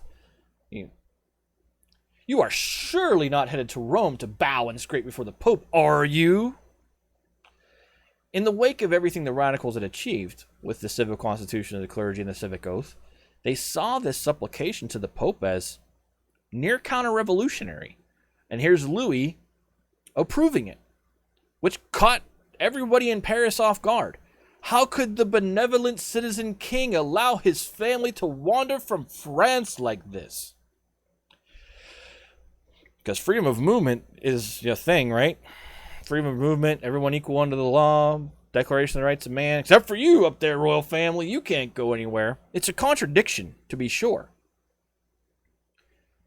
But remember that aristocrats had been leaving France as emigres in droves, right? Very quietly, to avoid the fate of the Paris intendant and his son-in-law, had their head cut off with knives. They were trying, these aristocrats were getting out of France to largely become, in the eyes of the radicals, counter-revolutionaries and traitors. So we're going to get to it, Gilly. Don't try to read too far ahead, because no. I would say stay in the moment, my friend, because this is complicated. They saw that, hey, Louis is letting his aunts go. They're aristocrats. Why would they need to leave France in this moment of revolution? And so the press in Paris starts to beat him up pretty good about allowing his aunts to head to Rome. And the story morphs from what use do we have for the Pope in France? We've got our own civil constitution, the clergy, and clergy taking oaths to the nation. And it morphs from that into, wait a minute, what if, let me put on my tinfoil hat, that I should just have a French flag on at this point. But what if this is the first step of the royal family piecemeal leaving France? There was no such plan at this point. Helmet. Well, it began to get some traction. What if this was there was a theory that started to come out that said members of the royal family would here and there be allowed to leave on trips like this over different intervals in order to allow them to leave France piecemeal until one day France would wake up and find out that the monarchy had fled entirely. None of that was true. But you have a press out there publishing rumor and conspiracy theory, and people bought it. That parallel to our modern times in any way, an election was stolen. It's the same concept where if you feed people things they're likely wanting to hear, they're going to believe it. And this narrative about the French monarchy wanting to leave France lined up with, well, other aristocrats are leaving, and the king had to be asked a few times to come down from Versailles to Paris, and yeah, he was out there helping us, and it was for the Fête de la Fédération, but he's still a monarch. He's still separate from us. And it's not hard to go from, we love our citizen king and father protector, to, what are you up to up there? Yeah, it is his aunts. And they are not technically in the line of succession, but it is that pebble off the top of the conspiratorial mountain. And you can very easily make logical assertions in the conspiracy theory that says, well, this could mean this, and then all of that's going to happen, right? That first leap is all you need. That first leap in the absence of fact is all you need for a conspiracy theory to get legs, because then all you're dealing with is supposition and theory past that first jump. Don't forget also that the Comte d'Artois had been busted. We talked about this last week. He'd been busted trying to liberate southern France by using religion as his wedge issue. And now these two aunts were going to hang out with the Pope, which is to the south of France. Then the radicals didn't like it at all. The even more surprising thing to the people of France was who rose to the king's defense. Who do you think stood up and defended the king publicly in this moment? Anybody. Who do you think, what prominent individual stood up? Not the Pope, not Lafayette. Come on. Who did we talk about last week? The secretly on the royal payroll since the spring of 1790, the Comte de Mirabeau. Remember, he was in the pocket of the king at this point. He's like, hey, Your Majesty, I'll sit here and advise you for a certain fee. And, oh, thank you very much for knocking out all those gambling debts I had. I'm the voice of the people in the revolution. He stands up and defends the king. And he did so in a way that makes a whole lot of sense. Believe it or not, the assembly takes up the matter of the Ant's travel plans, which sprawled into this much broader discussion on how to stop the floodgates on aristocratic emigration from France. And Mirabeau says they should do nothing about it. And further drove home, Necker's done. The 1789ers got rid of him. Around the same time that the Civic Oath started to come out. But Mirabeau, thanks for putting that word in my head. Mirabeau stands up and says the assembly should do nothing about it. And he drives home the point that they can do nothing about it. Mirabeau argued to the assembly that freedom of movement was a core part of liberty, and that's true, right? The assembly had been enshrining liberty into law since the summer of 1789. And he said that if you decide to restrict freedom of movement for aristocrats, but allow the common people to move around, this erects another two-tier justice system, but the privileges would be reversed. Where it used to be the lords could go wherever they wanted and the serfs were tied to their land, now you're talking about a situation where the serfs, the common people, can move around wherever they want, but the aristocrats are tied to where they live, and it's a valid point. We're talking about either everyone is equal or they're not. And what you're doing, Mirabeau is saying to the assembly, what you're proposing is that aristocrats should be effectively handled the way the king has been handled. He's been placed under house arrest. We're going to go around France and lock all the nobles into their estates and say, you can't leave? Because it's contradictory to everything that they had been saying was what they believed into this point. And the delegates were surprised to hear this champion of the revolution make this case, even though the theory behind it was perfectly sound. Some had already kind of begun to suspect that maybe he was, No way! Yes way. They did begin to suspect reasons for why he maybe was such an advocate for the king these days. But the point beyond personal liberty and the freedom of movement is the delegates saw aristocratic emigration as an invitation. Yes, I'm excited about this. The delegates saw aristocratic emigration as an invitation to counter-revolutionary activity, right? Aristocrats will make it across the border and then work against us. And that did just happen. The Comte d'Artois did get an insurrection going in southeastern France. So there was evidence to support that idea. I tried not to laugh. So what the assembly did was they set up a committee who would decide who could enter France and who could leave France. And this would be the legislature's first toe in the pool on the matter of controlling the destinies of those they perceive to be, quote, enemies of the revolution, end quote. So we've gone from the summer of 1789, where we are making everybody equal, to now the assembly is standing up an internal committee that's going to have special case consideration over the destiny of individuals. And this is going to manifest itself later in the Reign of Terror as something called the Committee of Public Safety in a much worse way. But this is that first, just a taste of the rules don't apply to everybody equally. We're going to decide things for them on a case-by-case basis. I don't think they're dancing around the issue of declaring Louis a counter-revolutionary yet, because he doesn't have any plans to leave, right? It's just his aunts at this point.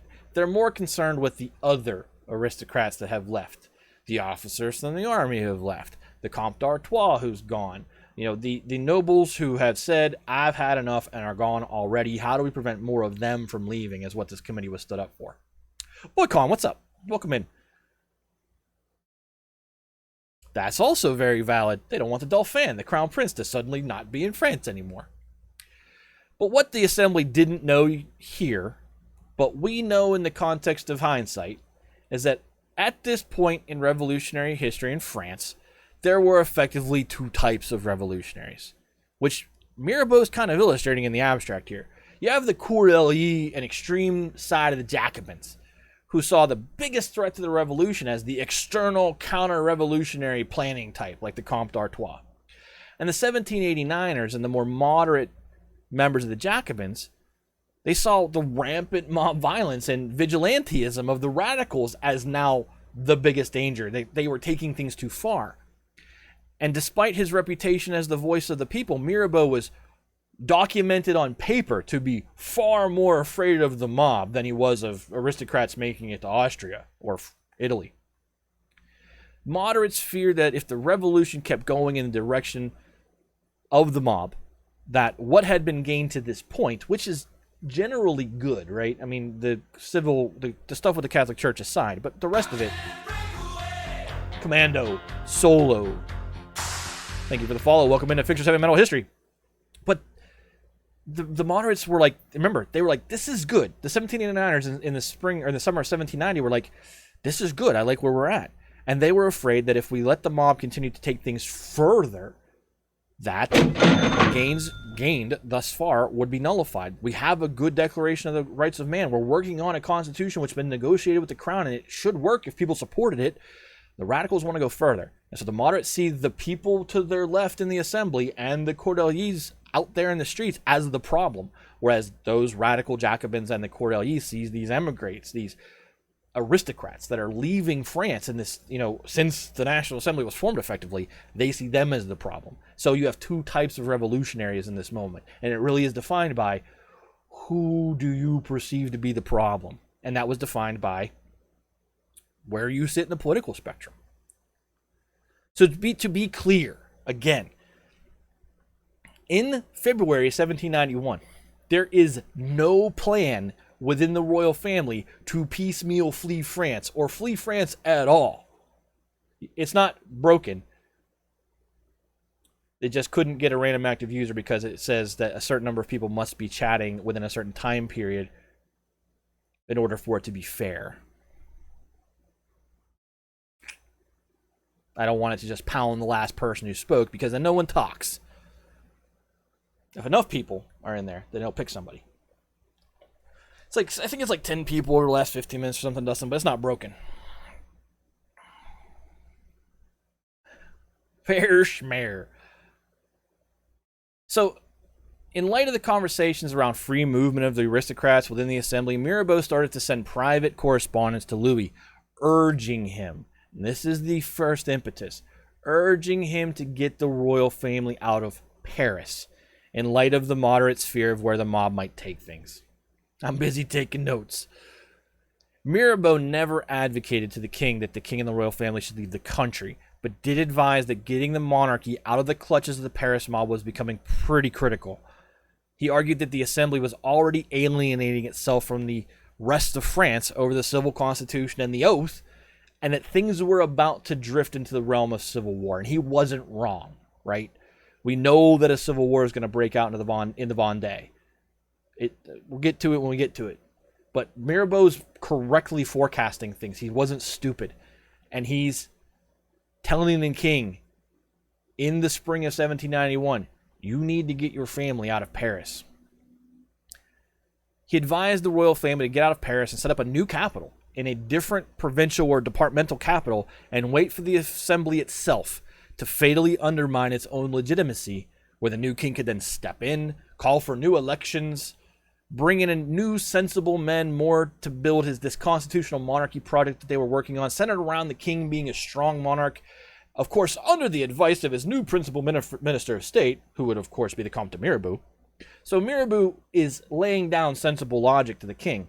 saying, these things are going to happen. You need to be ahead of it. And of course you're going to want me along for the ride, because he is, as ever, the opportunist. Look at me giving you what is absolutely good advice. And it was good advice. But he, at the end of the day, was setting himself up self-servingly.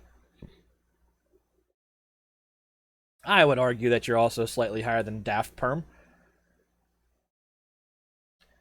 So then we get to the fact that Louis says, nah,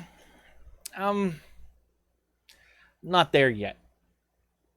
But in the long term, I bet he wishes he did take the advice when he had the opportunity. So what happens next is something historically called the Day of Daggers. The first actual event that pushed Louis in the direction of fleeing in some form came not too far on the heels of this correspondence from Mirabeau in late February 1791. When the press starts filling up with these imaginary stories of the secret conspiracy plans of the royal family to flee France, working class patriots, and patriots I mean those who believe in the revolution strongly, working class patriots began to believe it. Then the conspiracy theory got legs. They thought he would make for Austria, hook up with the army of his wife's brother. Remember, Marie Antoinette's brother is the Holy Roman Emperor, sitting over there, right over the border in Austria. They thought that he was going to head that way, hook up with the Austrian army, and come back into France and settle things. Sporadic demonstrations on this matter in Paris began to coalesce into organized action. So you had people out there not so happy about it, a couple people with the signs, and it became more of a thing. On February 28th, a radical commander within the National Guard, shocker, led about 1,000 armed men and women, not guardsmen, just 1,000 armed men and women, in the direction of a prison on the Paris outskirts, with the intent of tearing it down in the same way that the Bastille had been brought down. The prison was targeted because it was also a symbol of tyranny like the Bastille was, but because there was another strong rumor that there was a secret tunnel connecting it to the Tuileries Palace, and that's the tunnel that King Louis XVI and his family were going to use to escape. Again, there is no plan to escape yet. When Lafayette got word, and this is where Lafayette's bad day starts, secret tunnel underneath Paris from the Tuileries Palace to this prison, which sat on the outskirts, to get them out of the city quickly. They thought there was a tunnel there. But Lafayette's bad day starts here, and his decline starts here. When Lafayette got word of this action, he rode out from his headquarters at the Tuileries Palace, near the Tuileries Palace, to halt the mob, as was his charge as the commander of the Protectors of Paris, the National Guard. When he got there, he found out that there was some pretty general anger in the crowd, not just toward the king, but toward himself. And that he was one of the targets of the mob's real angry violence. Remember, he was a celebrated hero generally, but his conduct as of late, as the leader of the moderates within the assembly, had made him hated by the extreme radicals of the Cordeliers. And the Cordeliers are who have the pulse of the Paris mob at this point. And over the course of the day, as Lafayette heads out and says, maybe not, maybe I shouldn't be here, maybe this isn't good for me to be here, he dodges at least 3 assassination attempts.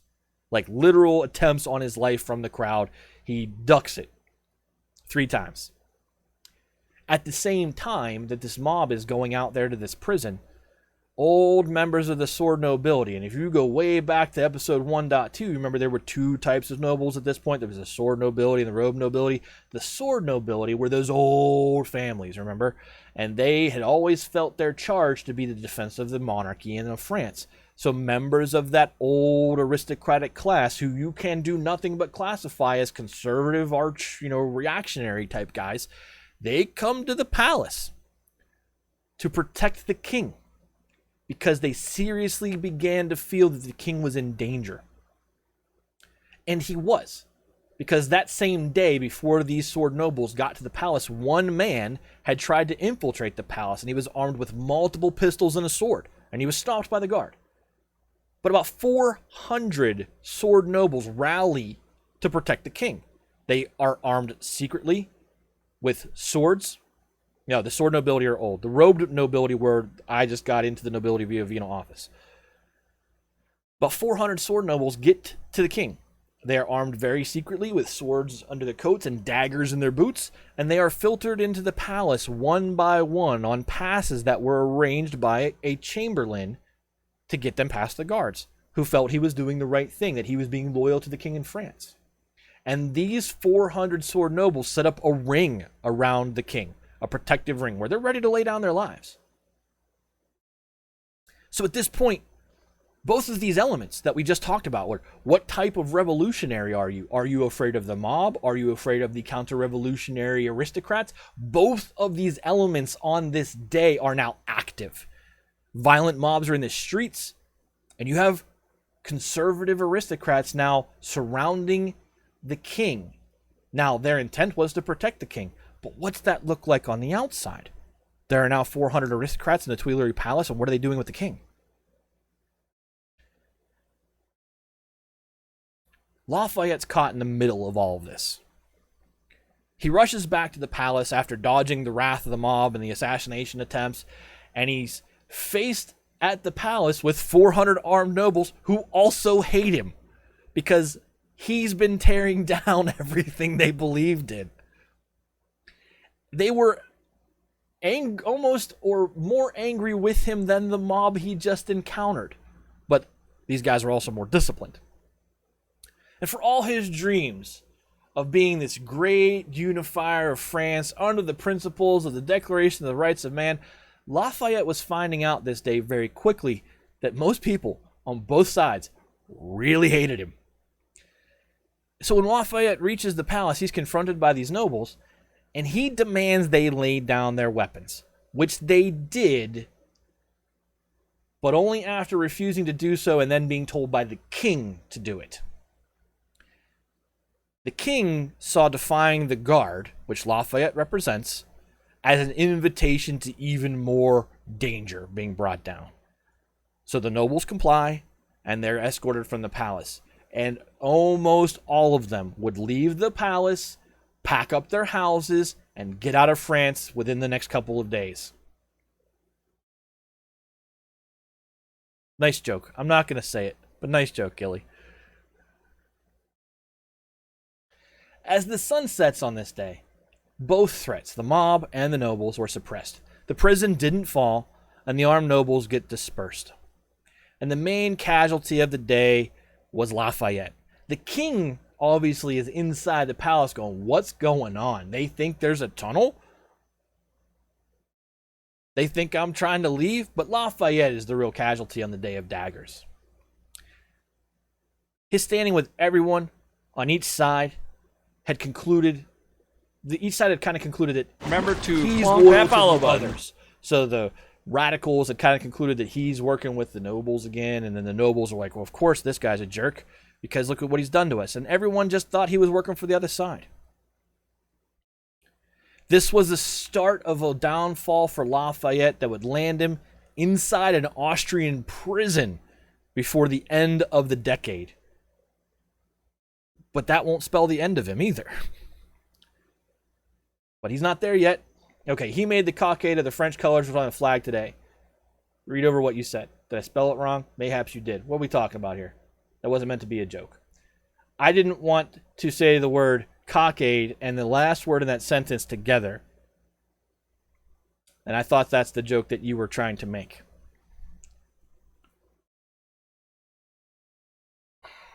Ah, there it is. Ooh, Gilly gets it now. That's why I wasn't saying it, because that was a trap to me. All right. So there it is. Lafayette's downfall is now started, and he's realized it, that we're now basically not even a year removed, 6 months removed from the Fête de la Fédération, where he rode on a white horse and gave everybody the oath, and was the best day of his life. And this now probably is the worst day of his life so far. It's going to get worse for Lafayette. We're going to take another break. We are on page 8 of 13 in my notes, so we've got a fair amount of content left to go before the end of the show, but we haven't even put anybody in a carriage yet, have we? So take another break, get up. We're going to come back and we're going to shock you with something you didn't see coming. I promise it. I promise the next thing that comes up here, which is not illustrated in the bullet points on the screen for you on purpose. I guarantee you that will shock you. We'll be back in a few minutes. Get a drink, walk around, go to the bathroom, all the stuff you're supposed to do. Thank you all for being here. Thanks for the gift subs. Thanks for the resubs. It all supports disabled American veterans, and I really appreciate it. Back in a few minutes.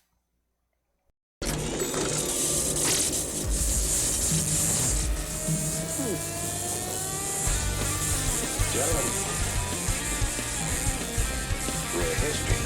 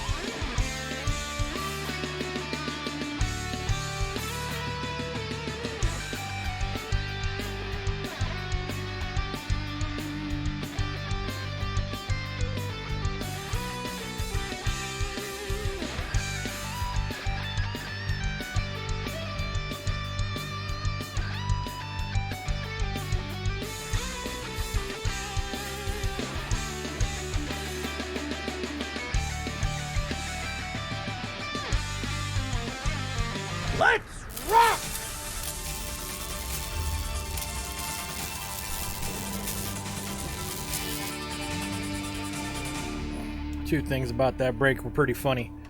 Yes, I'm excited about the gift. Make that three things. So the first thing is, Rocket nailed it. She nailed it in the, FYI, you feel stupid. Rocket nailed it. The next shocking thing is the Comte de Mirabeau is just going to die. Pass away, natural causes. And I actually messaged her and said, hey, if that was a guess, it was the right thing. But if, and this goes generally, if you know the answer to a setup, I would personally hope that you wouldn't say, oh, is it this thing? Which is what I thought she was doing. If you know, like I'm trying to set up the anticipation that's part of storytelling narrative. If you know the answer, don't just shoot it out. Rocket didn't know the answer. She guessed and she nailed it, which was funny to me. The other funny thing is I received probably the best DM ever from Permanoob. And for those of you that I do run, hey, look at the merch on the BRB screen. There's some decent merch in the store that I've put some time into over the years. If you like that idea of, hey, here's my merch. That's not my idea. That's just the thing. Do it. I don't care. But Perm ended the conversation with a very funny statement. And it cracked me up because it's not something, it's related to the thing Gilly said, and I can't say it on because you guys will just clip it, but it's funny. So, as I said, Rocket nailed it. The next thing is the Comte de Mirabeau is going to die very suddenly. And Mirabeau had delighted in the troubles of Lafayette, right? This day that was bad for Lafayette. He delights in it. Even though they're both buddies in the Society of 1789, Lafayette was a rival to Mirabeau's, power grab because he's popular. He's got the guard. So they saw things the same way, but Mirabeau wasn't so upset that Lafayette had a bad day. And in the wake of the Day of Daggers, Mirabeau continued to argue against the ever-increasing restrictions that the Assembly were passing in the wake of the immigrants and against their property.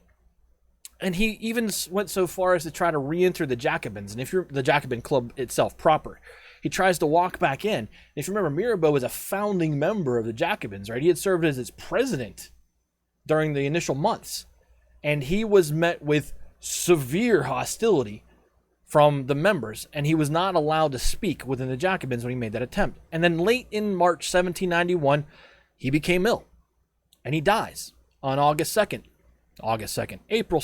So he gets sick in March, dies early April on April 2nd, and it's probably the perfect time for him to die. I know we have the death board up here, and I've already put him up there, but I'm not going to show you the death board until the end because it will spoil something else. There's another person that's going to be up there for something that I don't want to reveal yet. So we'll go up there and have a look before the end. He dies at the perfect time because he's still seen as a defender of the revolution, right? He's still seen as the voice of the revolution. His duplicity in working for the king had not become public knowledge yet. And he would become the first hero of the revolution, albeit temporarily, to be enshrined in what will be called the French Pantheon. And the French Pantheon is going to be this building that is basically the French version of Great Britain's Westminster Abbey, where they, put kings and, Shakespeare's there, where they bury famous people. His death was seized upon as the vehicle for this idea of the Pantheon, which had been kicked around for a few years, a space to enshrine the honored heroes of the revolution, and a not quite so finished neoclassical church. Later, Kat, thank you for hanging out. Hope your headache goes away. The VOD will be there. We are at the 1 hour 56 minute mark. So if you want to catch up on YouTube, that's where you want to pick it up. I appreciate you hanging out, but go get rid of your headache. There's a VOD for a reason. So about 1 hour 55 minutes is where you want to click on the VOD to catch up with where you're leaving. My lord, go have a good night. Get rid of your headache. But this not quite finished neoclassical church was appropriated for the purpose and is what we now know to be the Pantheon. And the Pantheon still exists. You can go to Paris today and have a look. And I'm going to borrow a joke here from Mike Duncan, because of course the revolution was this place where all of its heroes were interred, and to this day you can still walk in and see the grave of the Comte de Mirabeau. But not really. He'll be temporarily enshrined in the Pantheon because eventually his duplicity is going to come to light. And he'd be interred there until about 1794, and the Paris Commune finds out that he's been in the king's pocket. And they're going to pull him out of the Pantheon, and they're going to replace him with someone else who, yeah, I'm just going to leave that. We'll leave it right there. I'm not going to tell you who they replace him with yet, because your reaction to it in the day that it happens will be, holy crap, really? It's that surprising. Don't guess in chat. Just wait for it. It's you're going to know crap. You'll just be like, what?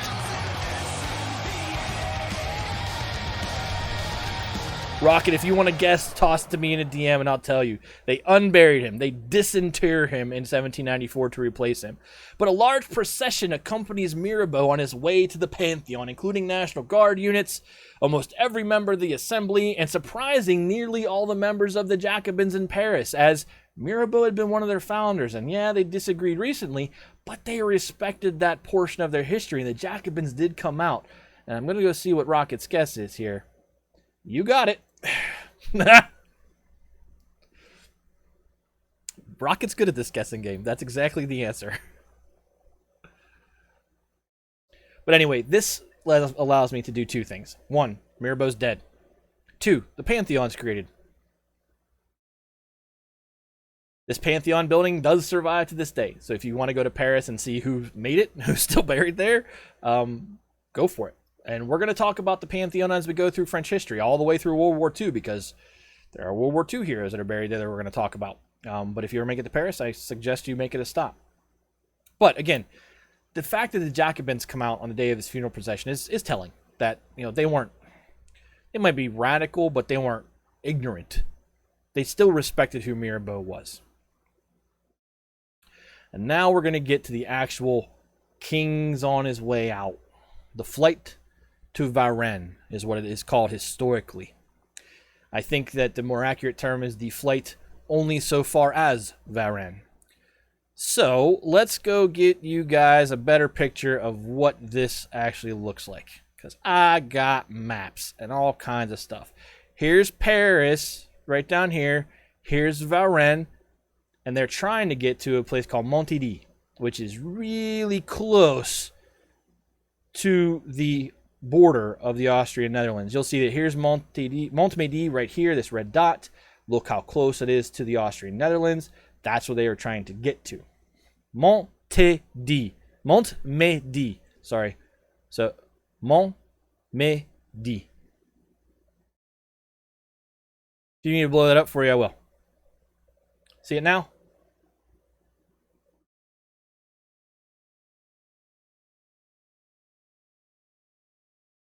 No way. Yes way. You're no problem. If you ever need it zoomed in, please tell me.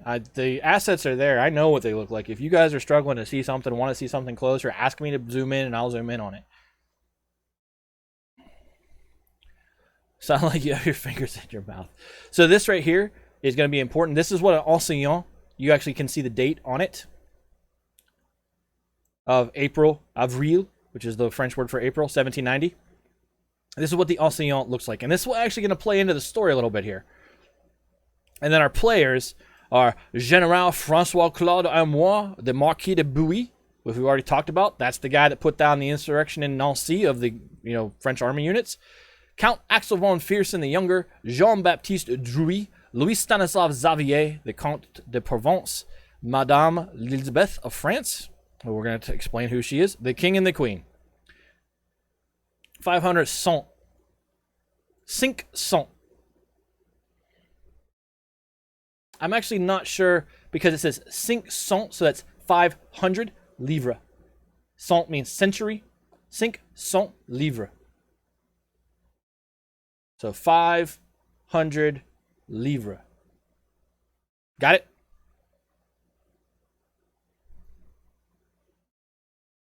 $500.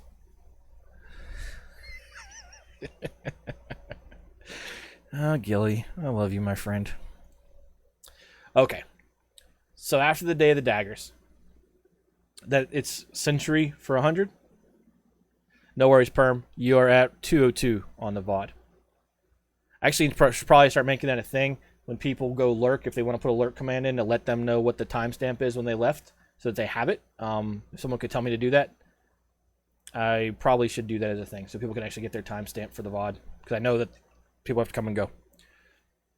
But after the Day of Daggers, the rumors that the royal family were preparing to run for it only picked up speed. It says cents. That's C-E-N-T-S, so 500s. The end of the debate on what the French language is up there about that document. So after the Day of Daggers, the rumors that the royal family were getting ready to make this run for it only picked up steam, and the king had started to wonder if it wasn't time to make these false conspiracy theories true. Remember, he had just received this correspondence from Mirabeau, or he's like, hey, you should get out of here, and then he saw the Day of the Daggers. His wife, of course, was fully supportive and literally on his back to get the family out of the Tuileries Palace, get out of Paris. And shortly after Mirabeau's funeral, the king decided that, yeah, it really is no longer safe for the family to be in Paris after another incident occurred in mid-April in the run-up to Holy Week. Remember, the run-up to Holy Week where his aunts are now down in, Rome. The family had from time to time visited Saint-Cloud, Saint Cloud, if you're trying to spell it in Anglicanized English, but it's pronounced Saint-Cloud. It's about 10 kilometers from the city center of Paris. It had been close enough to the city for a while now, since they had moved to Paris, that the king could kind of come and go out to Saint-Cloud and not really raise any eyebrows, but it was far enough away from the city center that the royal family could go out to Saint-Cloud and get some fresh air, right? Just get out a little bit of the countryside and just get their head clear. But the Paris radicals had been on hyper alert since the Day of the Daggers. And when they learned of this trip for a week-long holiday to go out to Saint-Cloud, they just screamed escape attempt to them, even though he had done it before.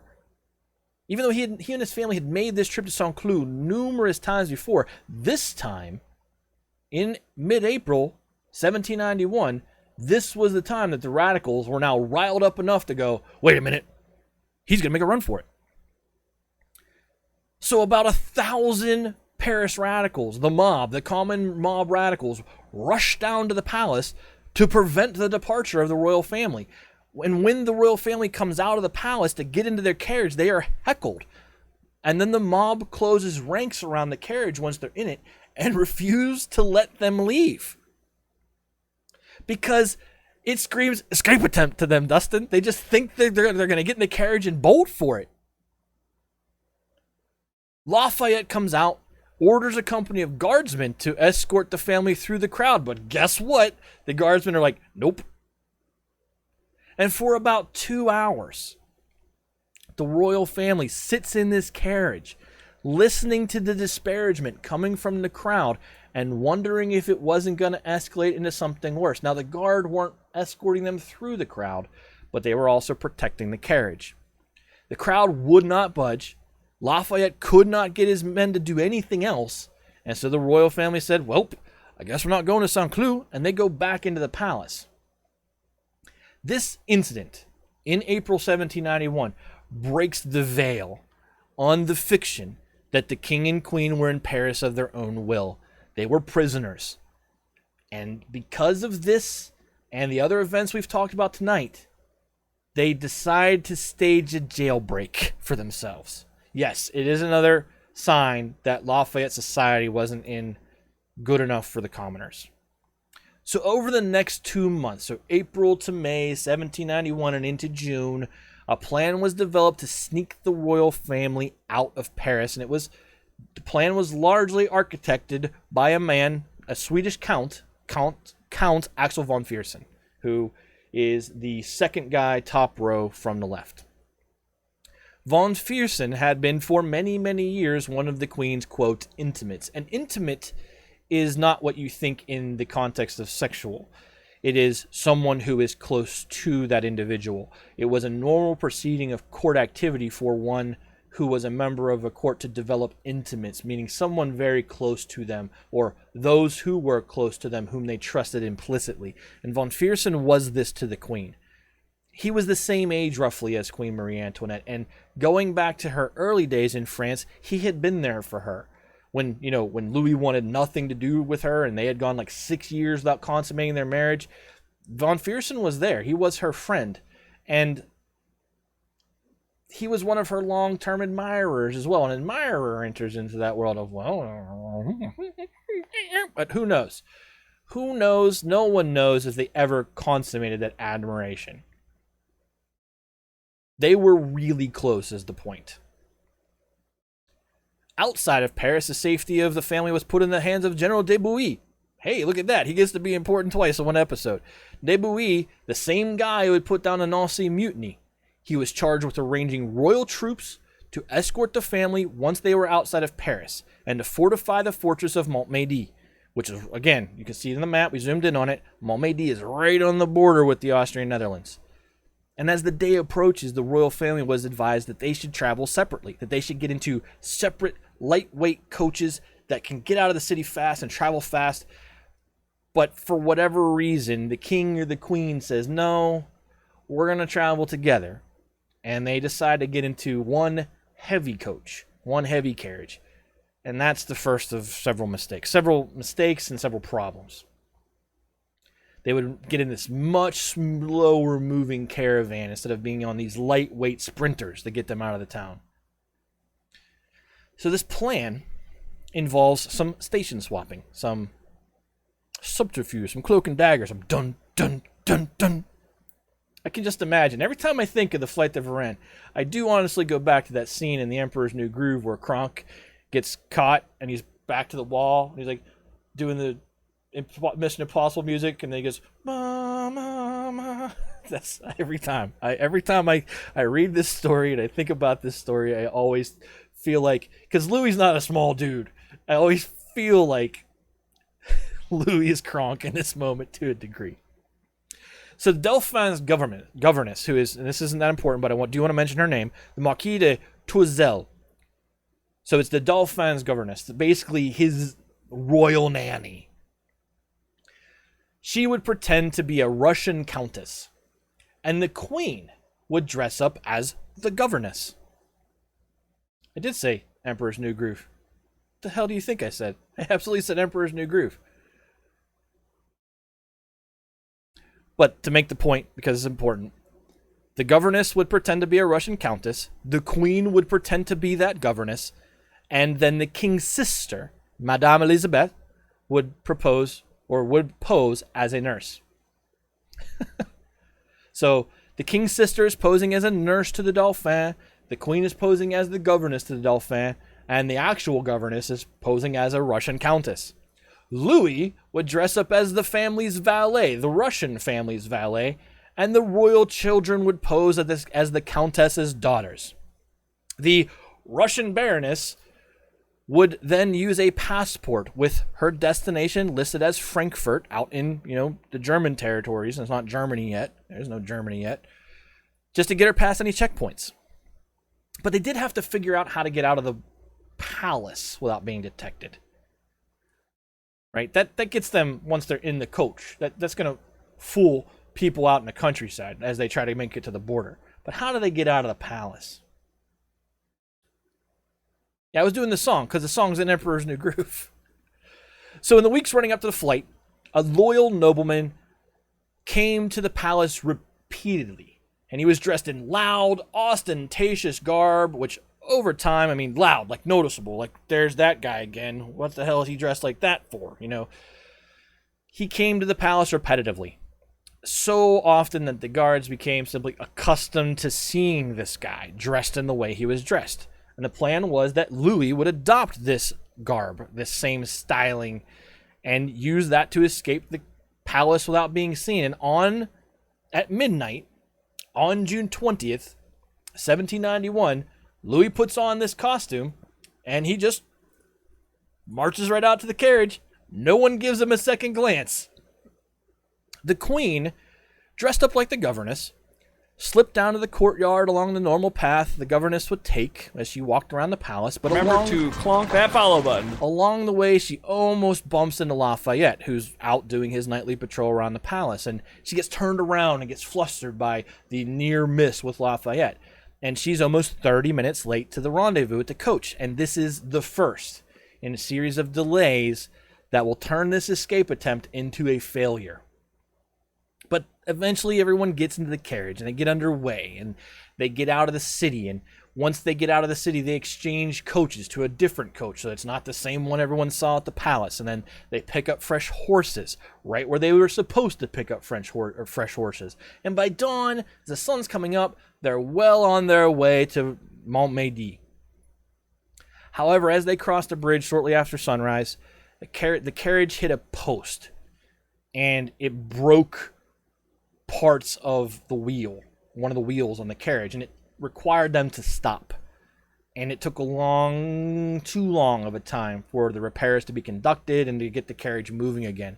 These delays begin to become a problem because about halfway through the trip, so around the midpoint, so we're talking around right here, if you want to just draw a line down the middle, around the midpoint of the trip, they were supposed to start meeting up with a series of units of loyal troops that had been prearranged by de Bouilly to meet them and escort them. And it was like, once they get to the troops, they'd be safe.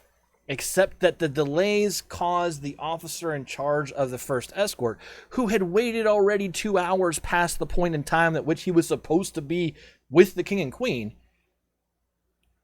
he assumed something had gone wrong. And then the officer sends messages up the line toward Montmédy. Hey, something's wrong. Probably shouldn't just stay here hanging out on the roadside. And the officer was getting nervous because how was he going to explain his unit's presence to the locals as the day began to get into motion?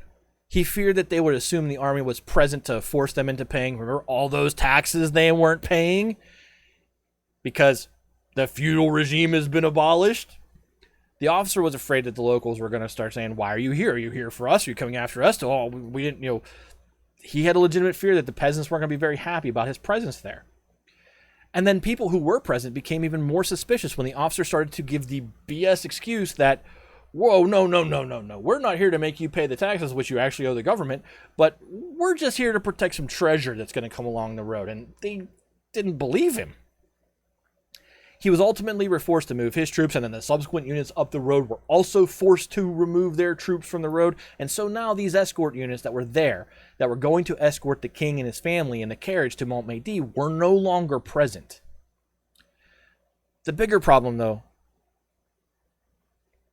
was that using the larger carriage, it moved slower. The delay from the queen, the delay for repairs, all of this allowed the news of the breakout itself. Like when everyone wakes up in Paris and they go to the Tuileries Palace, like, good morning, your majesty. The king's gone! And that news, boom, it outruns them. Because they are moving slow, and single rider on horses can outrun them very quickly, and they go everywhere. And that's what the green lines on the bottom are meant to represent. They go in every direction, spreading the word everywhere that the king and the royal family have made a break for it. And that message overtakes them fast. So when the family finally stops in the town, and bear with me on the French here, but they stop in the town of Saint-Ménehould, which is effectively right around here.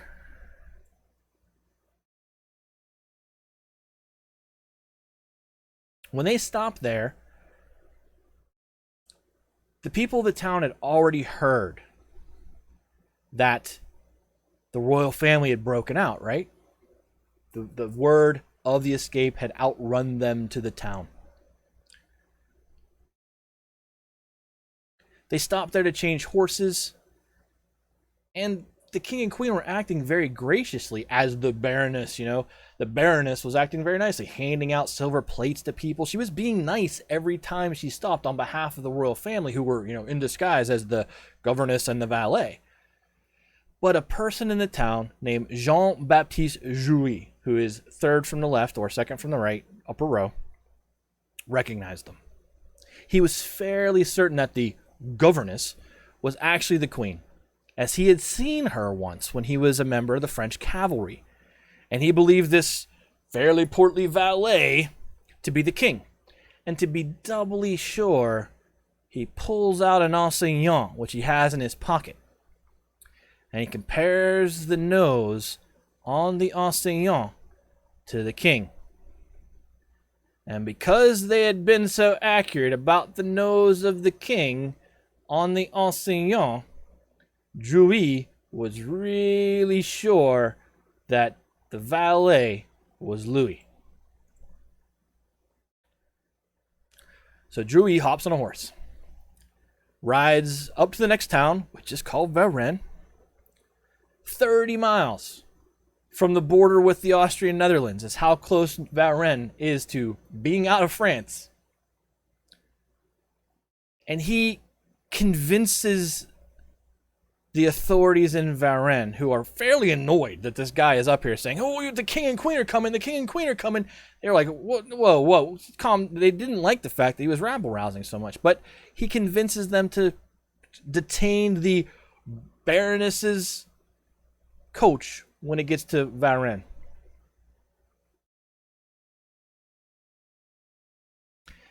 So when the coach reaches Varennes, it is stopped, and the party is led into the home of a local official. That local official had once been a servant at Versailles. When he saw the valet, he instinctively bent the knee because he immediately recognized Louis.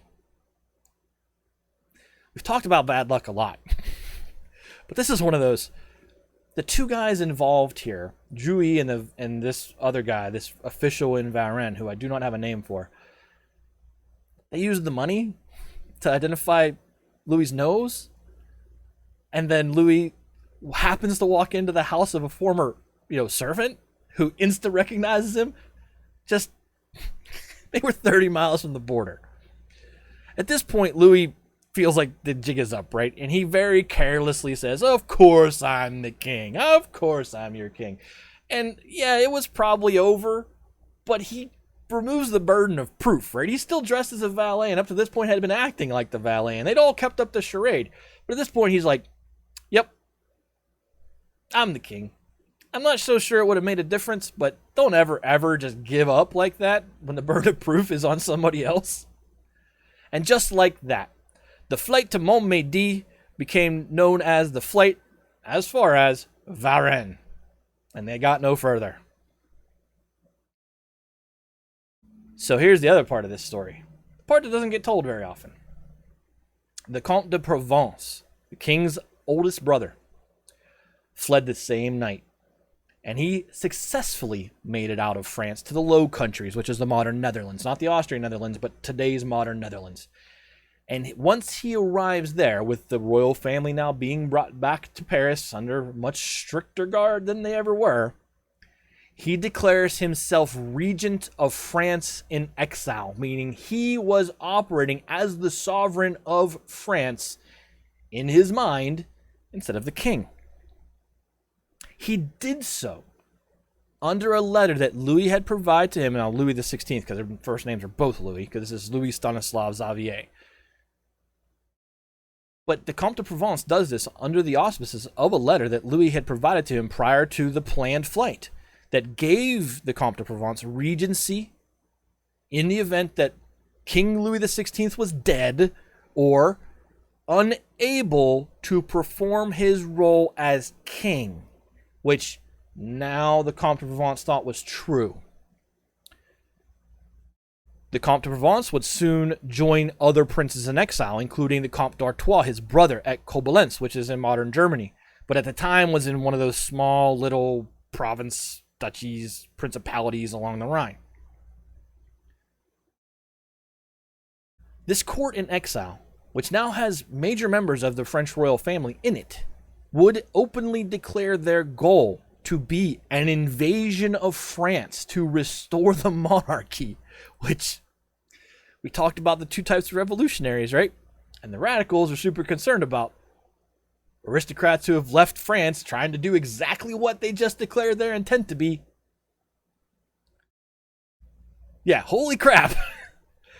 Obviously, this doesn't do anything for Louis. He's now, and we're going to get into the aftermath a little bit tonight and then next week, but Louis's been taken back to Paris.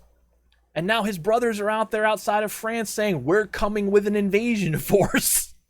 And the radicals who already probably weren't going to be very happy about the fact that Louis had just tried to make a flight for it, are now going to start hearing rumors that Louis's brothers are planning an invasion. The court in exile would exacerbate counter-revolutionary fear. They would take this one type of revolutionary, the ones who are afraid of the aristocrats, and compound the Comte d'Artois' southern, insurrection that was attempted with now an open declaration of, we're coming. What that's going to look like, France is going to shoot itself in the foot before they really get going on that idea, but it doesn't help matters. So the royal family is brought back to Paris. One of the assembly sends a bunch of people out there, and we're going to get into all of the people that were sent from the assembly to escort the royal family, but the one that's significant right now is Antoine Barnave. He's on the prior page, he's off to the left. He's one of the Jacobins, he's one of the founders, he's that guy who came up with the basic rule structure for the Jacobins. He escorts the carriage back along with a few others, but he believes he has built rapport with the Queen on the way home. Now you have to remember that Barnave he's still a Jacobin, right? He's a moderate Jacobin, but he's still a Jacobin. And he believes that he has formed some sort of relationship with the Queen. And the Queen, she might have been a dilettante, she might have been into fancy things and a little bit aloof, but she wasn't stupid. And she was setting Barnave up as someone she could use. And I'm just mentioning it now because it's not going to fit into the narrative until that is triggered. And I want you to kind of know that that seed is there. So the rest of the radical sections of the city and the radical Jacobins, they go nuts, right? They accuse Lafayette of being incompetent or outright complicit in letting the family escape. They further leap to the conclusion that the entire event was a plot cooked up in concert. Barnave, Barnave. Here, I'll bring it back over to Barnave so you guys can see him. Not that. That's not what I wanted. That's what I wanted. Hey, that worked. So there's Barnave up here. This guy up here.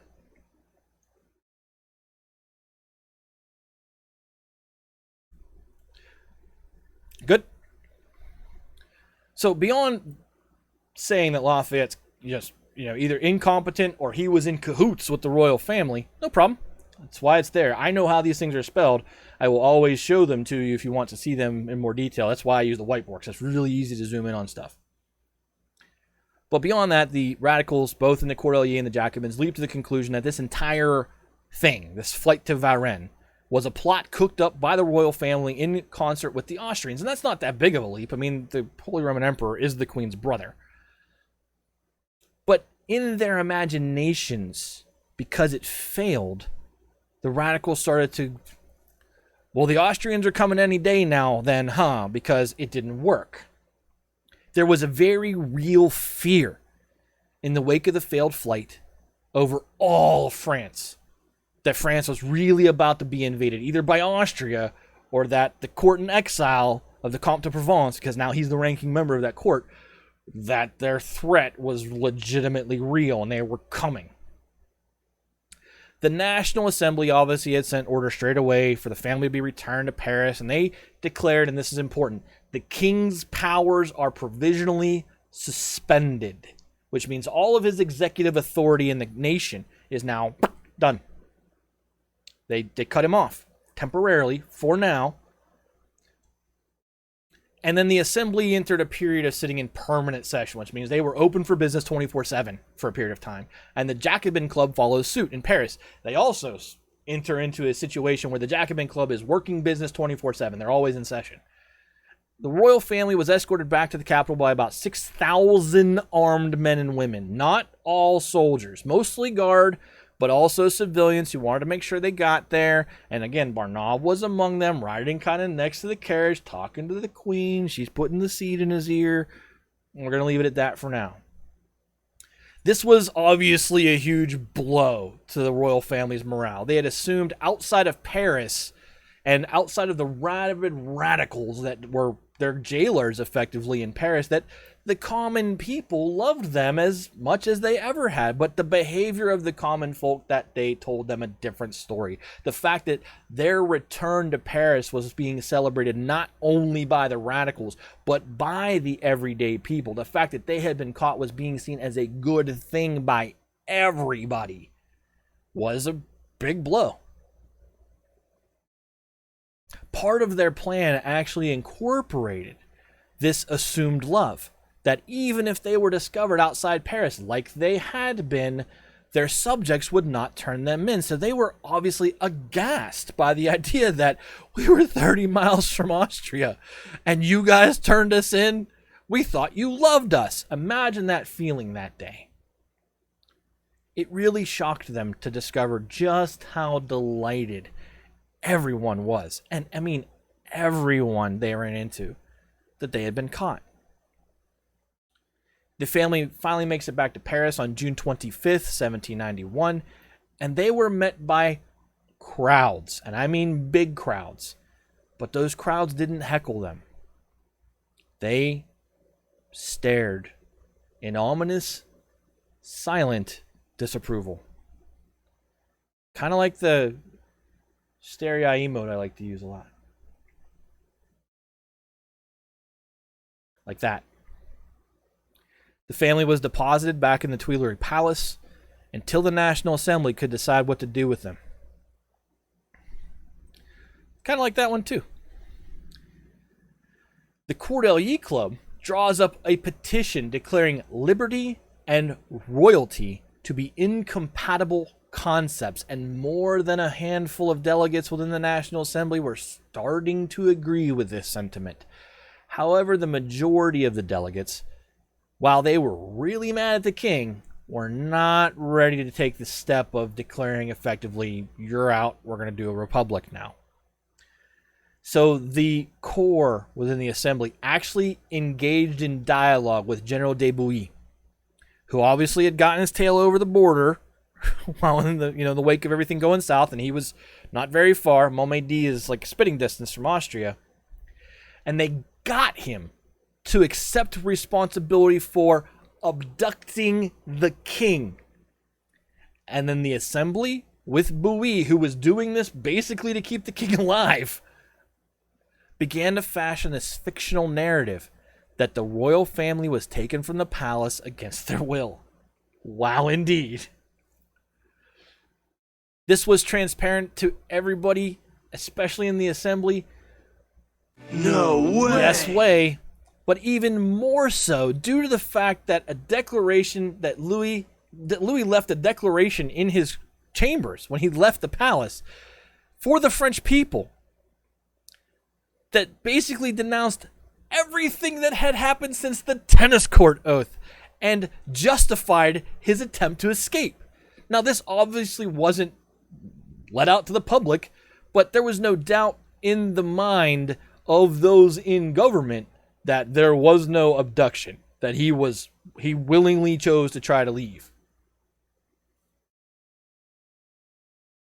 Regardless of all of this event is the death knell of the monarchy's legitimacy. It ended any cooperation whatsoever between the revolutionary leaders and the crown. Like, Louis starts to, well, I hate it. I'm going to start to actively work against you. Like, blatantly work against you. As events unfold and we're rolling toward the adoption of the Constitution of 1791, which will explicitly still grant the king that veto and other powers, there are those who will try to keep the king at the center of this new constitutional order. They're going to try to use this fictional narrative of he was abducted to cement the king still in the constitutional order. However, Louis, now purposely undermining the revolutionary effort and the radicals at the gates with torches and pitchforks, there will be almost no chance of salvaging this situation. And this is what I meant when we talked about several episodes ago, when we started talking about the formulation of the suspensive veto and how no one, when we got to this point, will actually support the Constitution. This is why. Next week, We'll get into more of the aftermath of what happens after the failed flight. And then the Cordeliers and their massive combined section of Paris will hold a mass demonstration on the Champ de Mars, demanding the monarchy end. And it will end in blood, and it will begin the long, well, it will accelerate the death spiral of Lafayette's reputation. Because the person who will ultimately be held responsible for the shots being fired on the Champ de Mars will be Lafayette. You're not wrong. Mirabeau's death didn't help for sure, because even though self-serving, we saw that advice to be solid, and that counselor was gone. I wonder what would happen if the family had decided not to leave. It's one of those great what if, alternate history questions. What would have happened had the royal family decided to kind of try to hang on and ride through it? And Gilly, I suggest you revisit that question at several points, especially when we get to something called the Directory. Orly while Mirabeau was still alive. Also, because he could have been a little bit more of an ally to them, they were doing what he was suggesting anyway. Montmédy would have made a great capital temporarily, because it was a huge bastion fort, because it was on the frontier. But that's the episode for this week. Hopefully you've enjoyed it. It is a heck of a ride, how we've gone from last episode, I swear to defend the Constitution in whatever form it takes, to I tried to get out and got caught. Yes, so many significant turning points in history, especially in this section of time in France, because believe it or not, this sequence of events that leads to the Directory, which will lead to Napoleon, which will lead to Napoleon taking over Europe, which will lead to Napoleon being pushed back in France, which will lead to the Treaty of Vienna, which will lead to the Bourbon Restoration, which will lead to the July Revolution, which will lead Europe to the Revolutionary Era of 1848, which will lead to the... See you around here anymore. Beat it. That's where he is. Beat it. Will lead us into post-Enlightenment thought, which will lead to Marxism and anarchy and materialism, and take us straight into Russia. And it's all connected, because believe it or not, those revolutionaries at the late 19th century, early 20th century, will look back on the National Assembly Revolution as the great bourgeois revolution that Karl Marx is talking about. It's all connected. Which is why when I started deciding to do heavy metal history, I knew I had to start here, because I couldn't talk about what Marx and Engels are referring to without giving you the context. I just wonder what would have happened if those royal soldiers had been dressed as everyday citizens instead of soldiers. You're still carrying around muskets, though, right, on horses? I mean, it's still hard to mask. What are you, a bunch of brigands? I mean, we've seen that story before, too, right? So before we head out to the questions tonight, I did want to take you up to the board. We have updated the board. You can see Mirabeau is now dead, deceased, ceased to be. And Louis Stanislav Xavier, the Comte de Provence, is now on the emigrated side of things. Again, this will continue to evolve, but we are keeping track of who died and who's not in France anymore, because both are important. But with that said, we'll get to the quiz. Sturf, wake up! We'll go over and we will handle the quiz. I hope you want to play.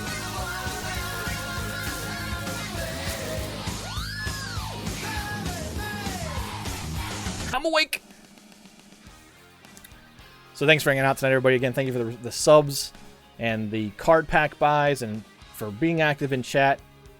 I really appreciate the feedback, because it does allow me to trigger on things that you are deeming relevant, and I can give you a lot more elaborative information on. Otherwise, I'm just like, oh, I'll just read from the outline and kind of talk about things I want to talk about. Yeah, Rocket's on a roll. She guessed the other thing right too, which I know she finds hilarious, and you guys are just gonna be like, what? When we get there. But you gotta sit on that secret, Rocket. No spoilers. I will dock you 25 points if you give that one away. Alright, here comes your first question for tonight. Sturfers has teamed up with Rocket this round. First question, here we go. What was instrumental in stirring the resentment within the junior officer corps and enlisted corps of the French army after the fall of Bastille?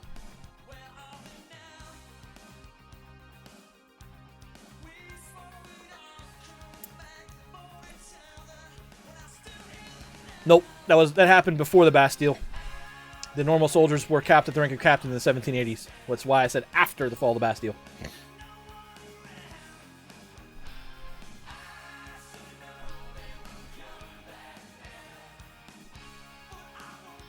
Promotion limits is the same thing. Prussian-style discipline introduced by the army, also introduced before the fall of the Bastille. Who was in their ears?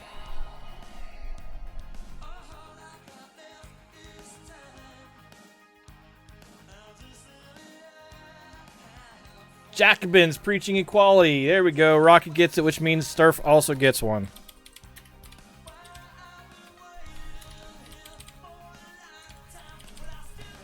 Remember to clonk that follow button. Remember, you're welcome, Sturf. I should take Sturf to the tie with Gilly. It does. Remember, the Jacobin Committee is a committee of correspondence, and it is a powerful thing.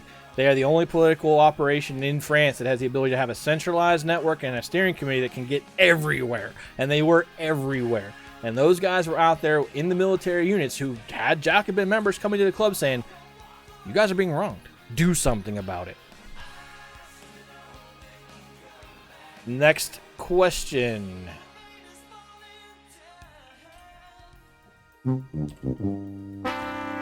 Alright, Rocket. You can see the timer. No talking until the timer's gone. It doesn't actually time you out. But no answering. Here we go. Who was ordered to break the mutiny at Nancy in August 1790? Oh, Gilly can't talk. Sorry, Gilly can't talk for another 15 seconds. De Bouilly. Rocket gets it. His full name is General Francois Claude Amour, the Marquis de Debouilly. But Rocky gets it.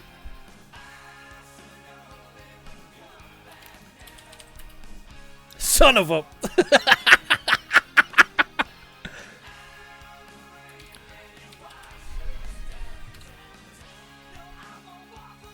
Sturf effectively puts it into play. I'm not timing you out, which is why I put the timer up there. Just when you see the timer in your name, just respect it, and we'll never time people out. I like that better versus deleting you from chat. The next question. I know you did. Like, you can say whatever else you want, just don't say the answer. The next question, here we go. What was the first indication to the public that Louis was not on board with the civil constitution or the civic oath?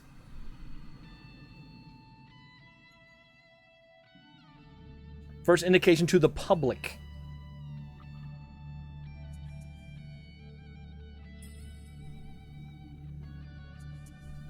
When he allowed his aunts to go to Rome. That is correct, Sturfers. Sturfers pushes Gilly down to third place, and now we got a horse race for second place.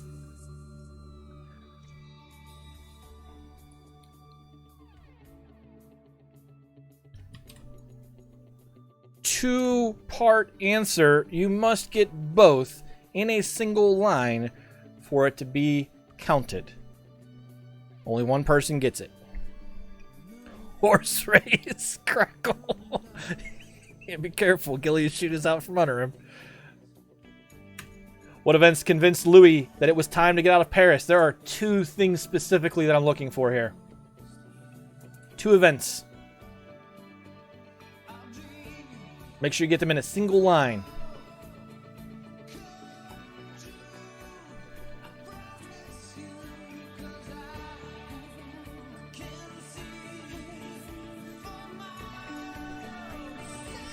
Everyone's like,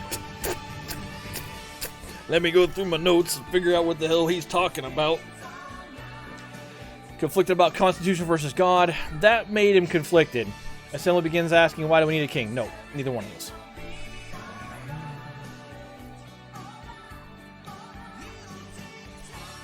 Keep looking.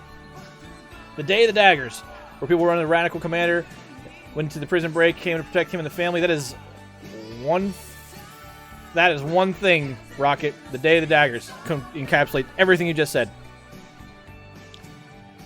That is one thing. There are two things. How about this? Day of the Daggers is one of them. So say Day of the Daggers, comma, and the other one to get the right answer now.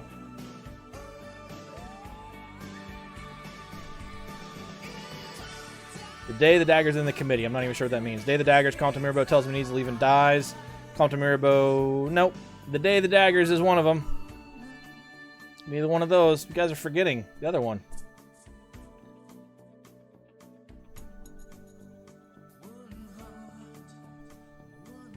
Day of the Daggers is when a radical mob tried to knock down a prison because they thought there was a secret tunnel in it, and the sword nobility tried to protect the king, and Lafayette got them to leave. Oh, put both answers in the same Surf.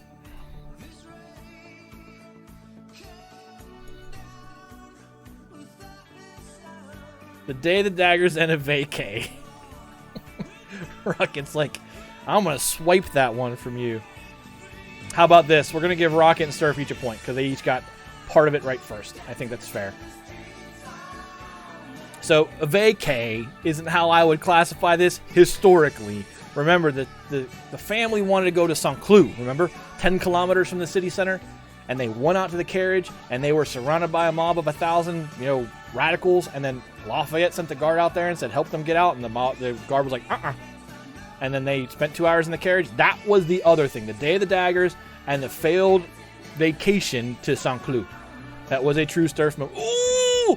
When they tried to go on vacation, she typed it in chat instead of formulating the answer. She had it. So I'm going to give you each a point.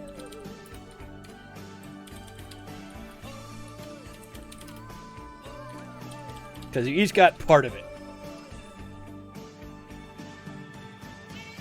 I can just see her, like, physically going, ooh, as she typed. Next question should be an easy one.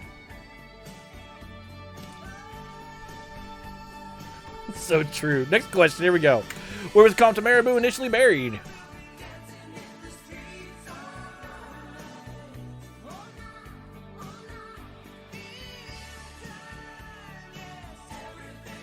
French Pantheon. Gilly gets it.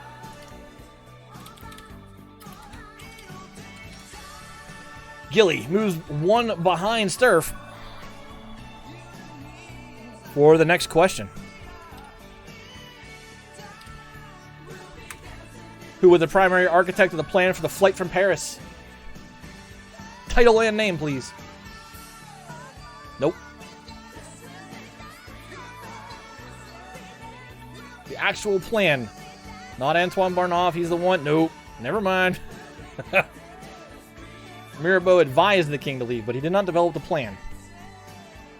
Antoine Barnave escorted the carriage back.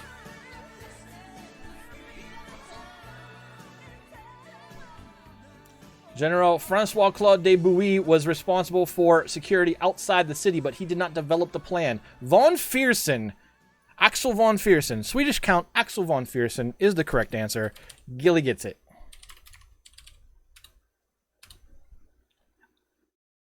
Gilly back in a tie with Sturfers.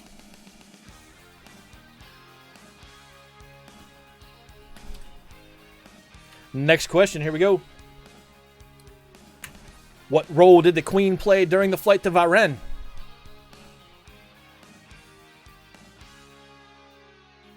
Governess. Intent Rocket gets it. Queen of awesome hair. Rocket gets it first, just edging out Sturf there. Rocket gets to play the role of spoiler, I think, at this point for this race for second.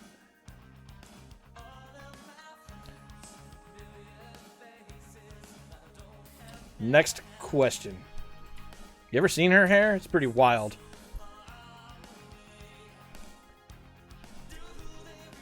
Well, Sturf, way to blow it.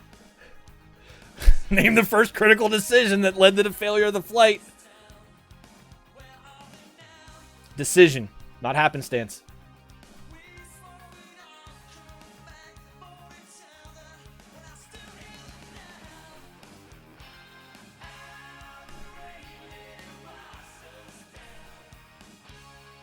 Nope. That's a happenstance. I almost accidentally bumped into Lafayette. Was not a decision that she made. Literally, Sturf posted the answer in chat. That's it. Deciding to stay together as a family. I'll take it because that made them get into one heavy coach. The coach choice. Yes. Broken axle was also happenstance. But thank you for participating, Argo. The choice, the active choice to say, hey, let's not take those faster, smaller coaches, which would require us to split up. But let's get into one big heavy coach, which will be slower, which allows, once the news breaks, the horsemen outrun them easily. Coupled with the problems, the happenstances that the Queen almost ran into Lafayette. They busted a wheel on the way out of town. Those added to the problem. But the fact that the coach was already moving slow, that decision was problematic. And it was the first bad decision. Sturfers, take your point.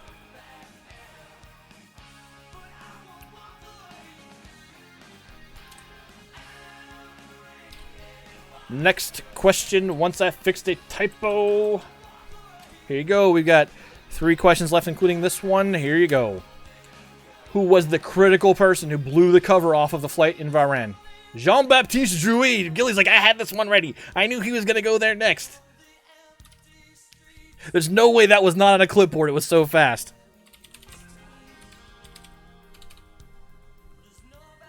Jean-Baptiste Drouet, remember, had served as a cavalry officer, recognized the Queen, pulled out the enseignant and said, look at the beak on that guy.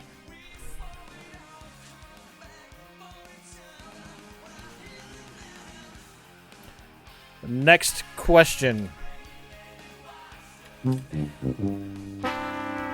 Gilly's locked out for the next 30 seconds. Here you go. Who did escape France on the day of the flight to Varennes? Which king's brother? He has more than one.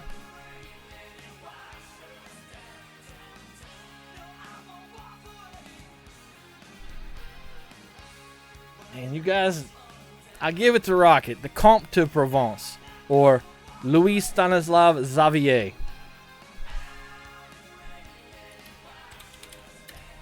Such a hurry. You don't type it all out. Comte de D-E, Provence. Give it to Rocket. Because she said Provence, even though significant anger. I'm glad they're being used. All right, last question, and I have already mentioned it several times tonight, including very recently. Here you go. Let me go ahead and fix this word. And the last question tonight. Here we go. How did Jouy identify or confirm his suspicions that the valet on the coach was indeed the king? The enseignant. That is correct. He pulled out an enseignant and looked at the nose. And we'll give that one a Gilly. Yep, enseignant picture on the enseignant compared to nose on the enseignant, but Gilly clarified it first and got the answer. We'll give it to him, which puts him 1 point ahead of Sturf, right where he was when the night started.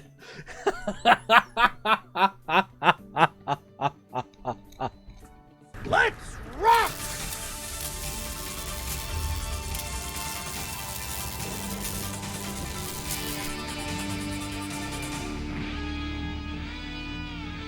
Wow, someone redeemed bonus round, and there was no bonus round. I said it was the last question. I will give you that card back, Sturf.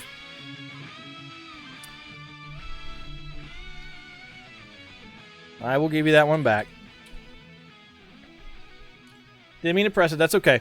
We'll give it back to you. I don't like it being used whenever it's not applicable, and that's the first time someone's tried to use it. So, you will find... Rock and stone, brother! That card back in your inventory. Let's go out there and see who's out streaming right now that we may have opportunity to go raid.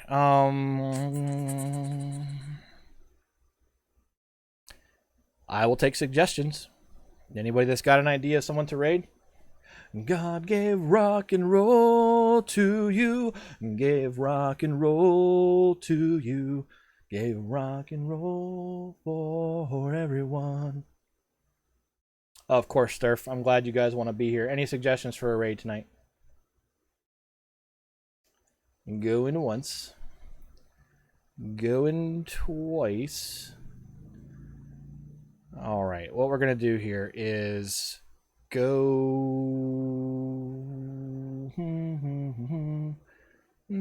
Let you go on your own way, because I don't have anybody that I'm going to raid that like the whole reciprocal relationship of raiding. So no one to raid tonight. Thank you all for being here. We're going to go through the normal stuff at the end of the show. I appreciate your time, attention, and enthusiasm as always, and thank you for your donations and subscriptions and card pack buys, which all benefit veterans. We'll have the totals next week for you guys, but we're going to get out of here for tonight. Don't forget, go hang out with Dustin on Monday through Saturday, 7:30 in the morning. I believe he's dipping between Grime and Arc right now. There's Permanoob. Scheduled kind of TBD, but maybe a little later than normal starting time. But still try to be there 10:30, Monday through Friday. He's got some contractor work going on.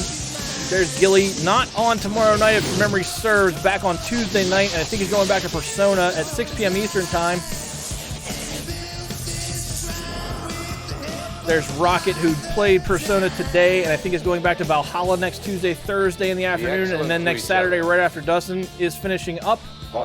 Black Flag for Gilly on Tuesday. Sorry, there's Sturpers Monday, Wednesday, Friday, 9:30 p.m. Ish, or Shioji Bean helping to continue raise money for Extra Life with the Omega Jake. I played Orcs Must Die 3 with her last night and got her through a couple levels, and there is the Omega Jake streaming for Extra Life. We've already got enough money in for one care review monitor. We're going to go for more. Make sure you hang out with him Tuesdays, Thursday nights at 8 p.m. Eastern Time. I'm out of here. Thank you all. I'll talk to you next week.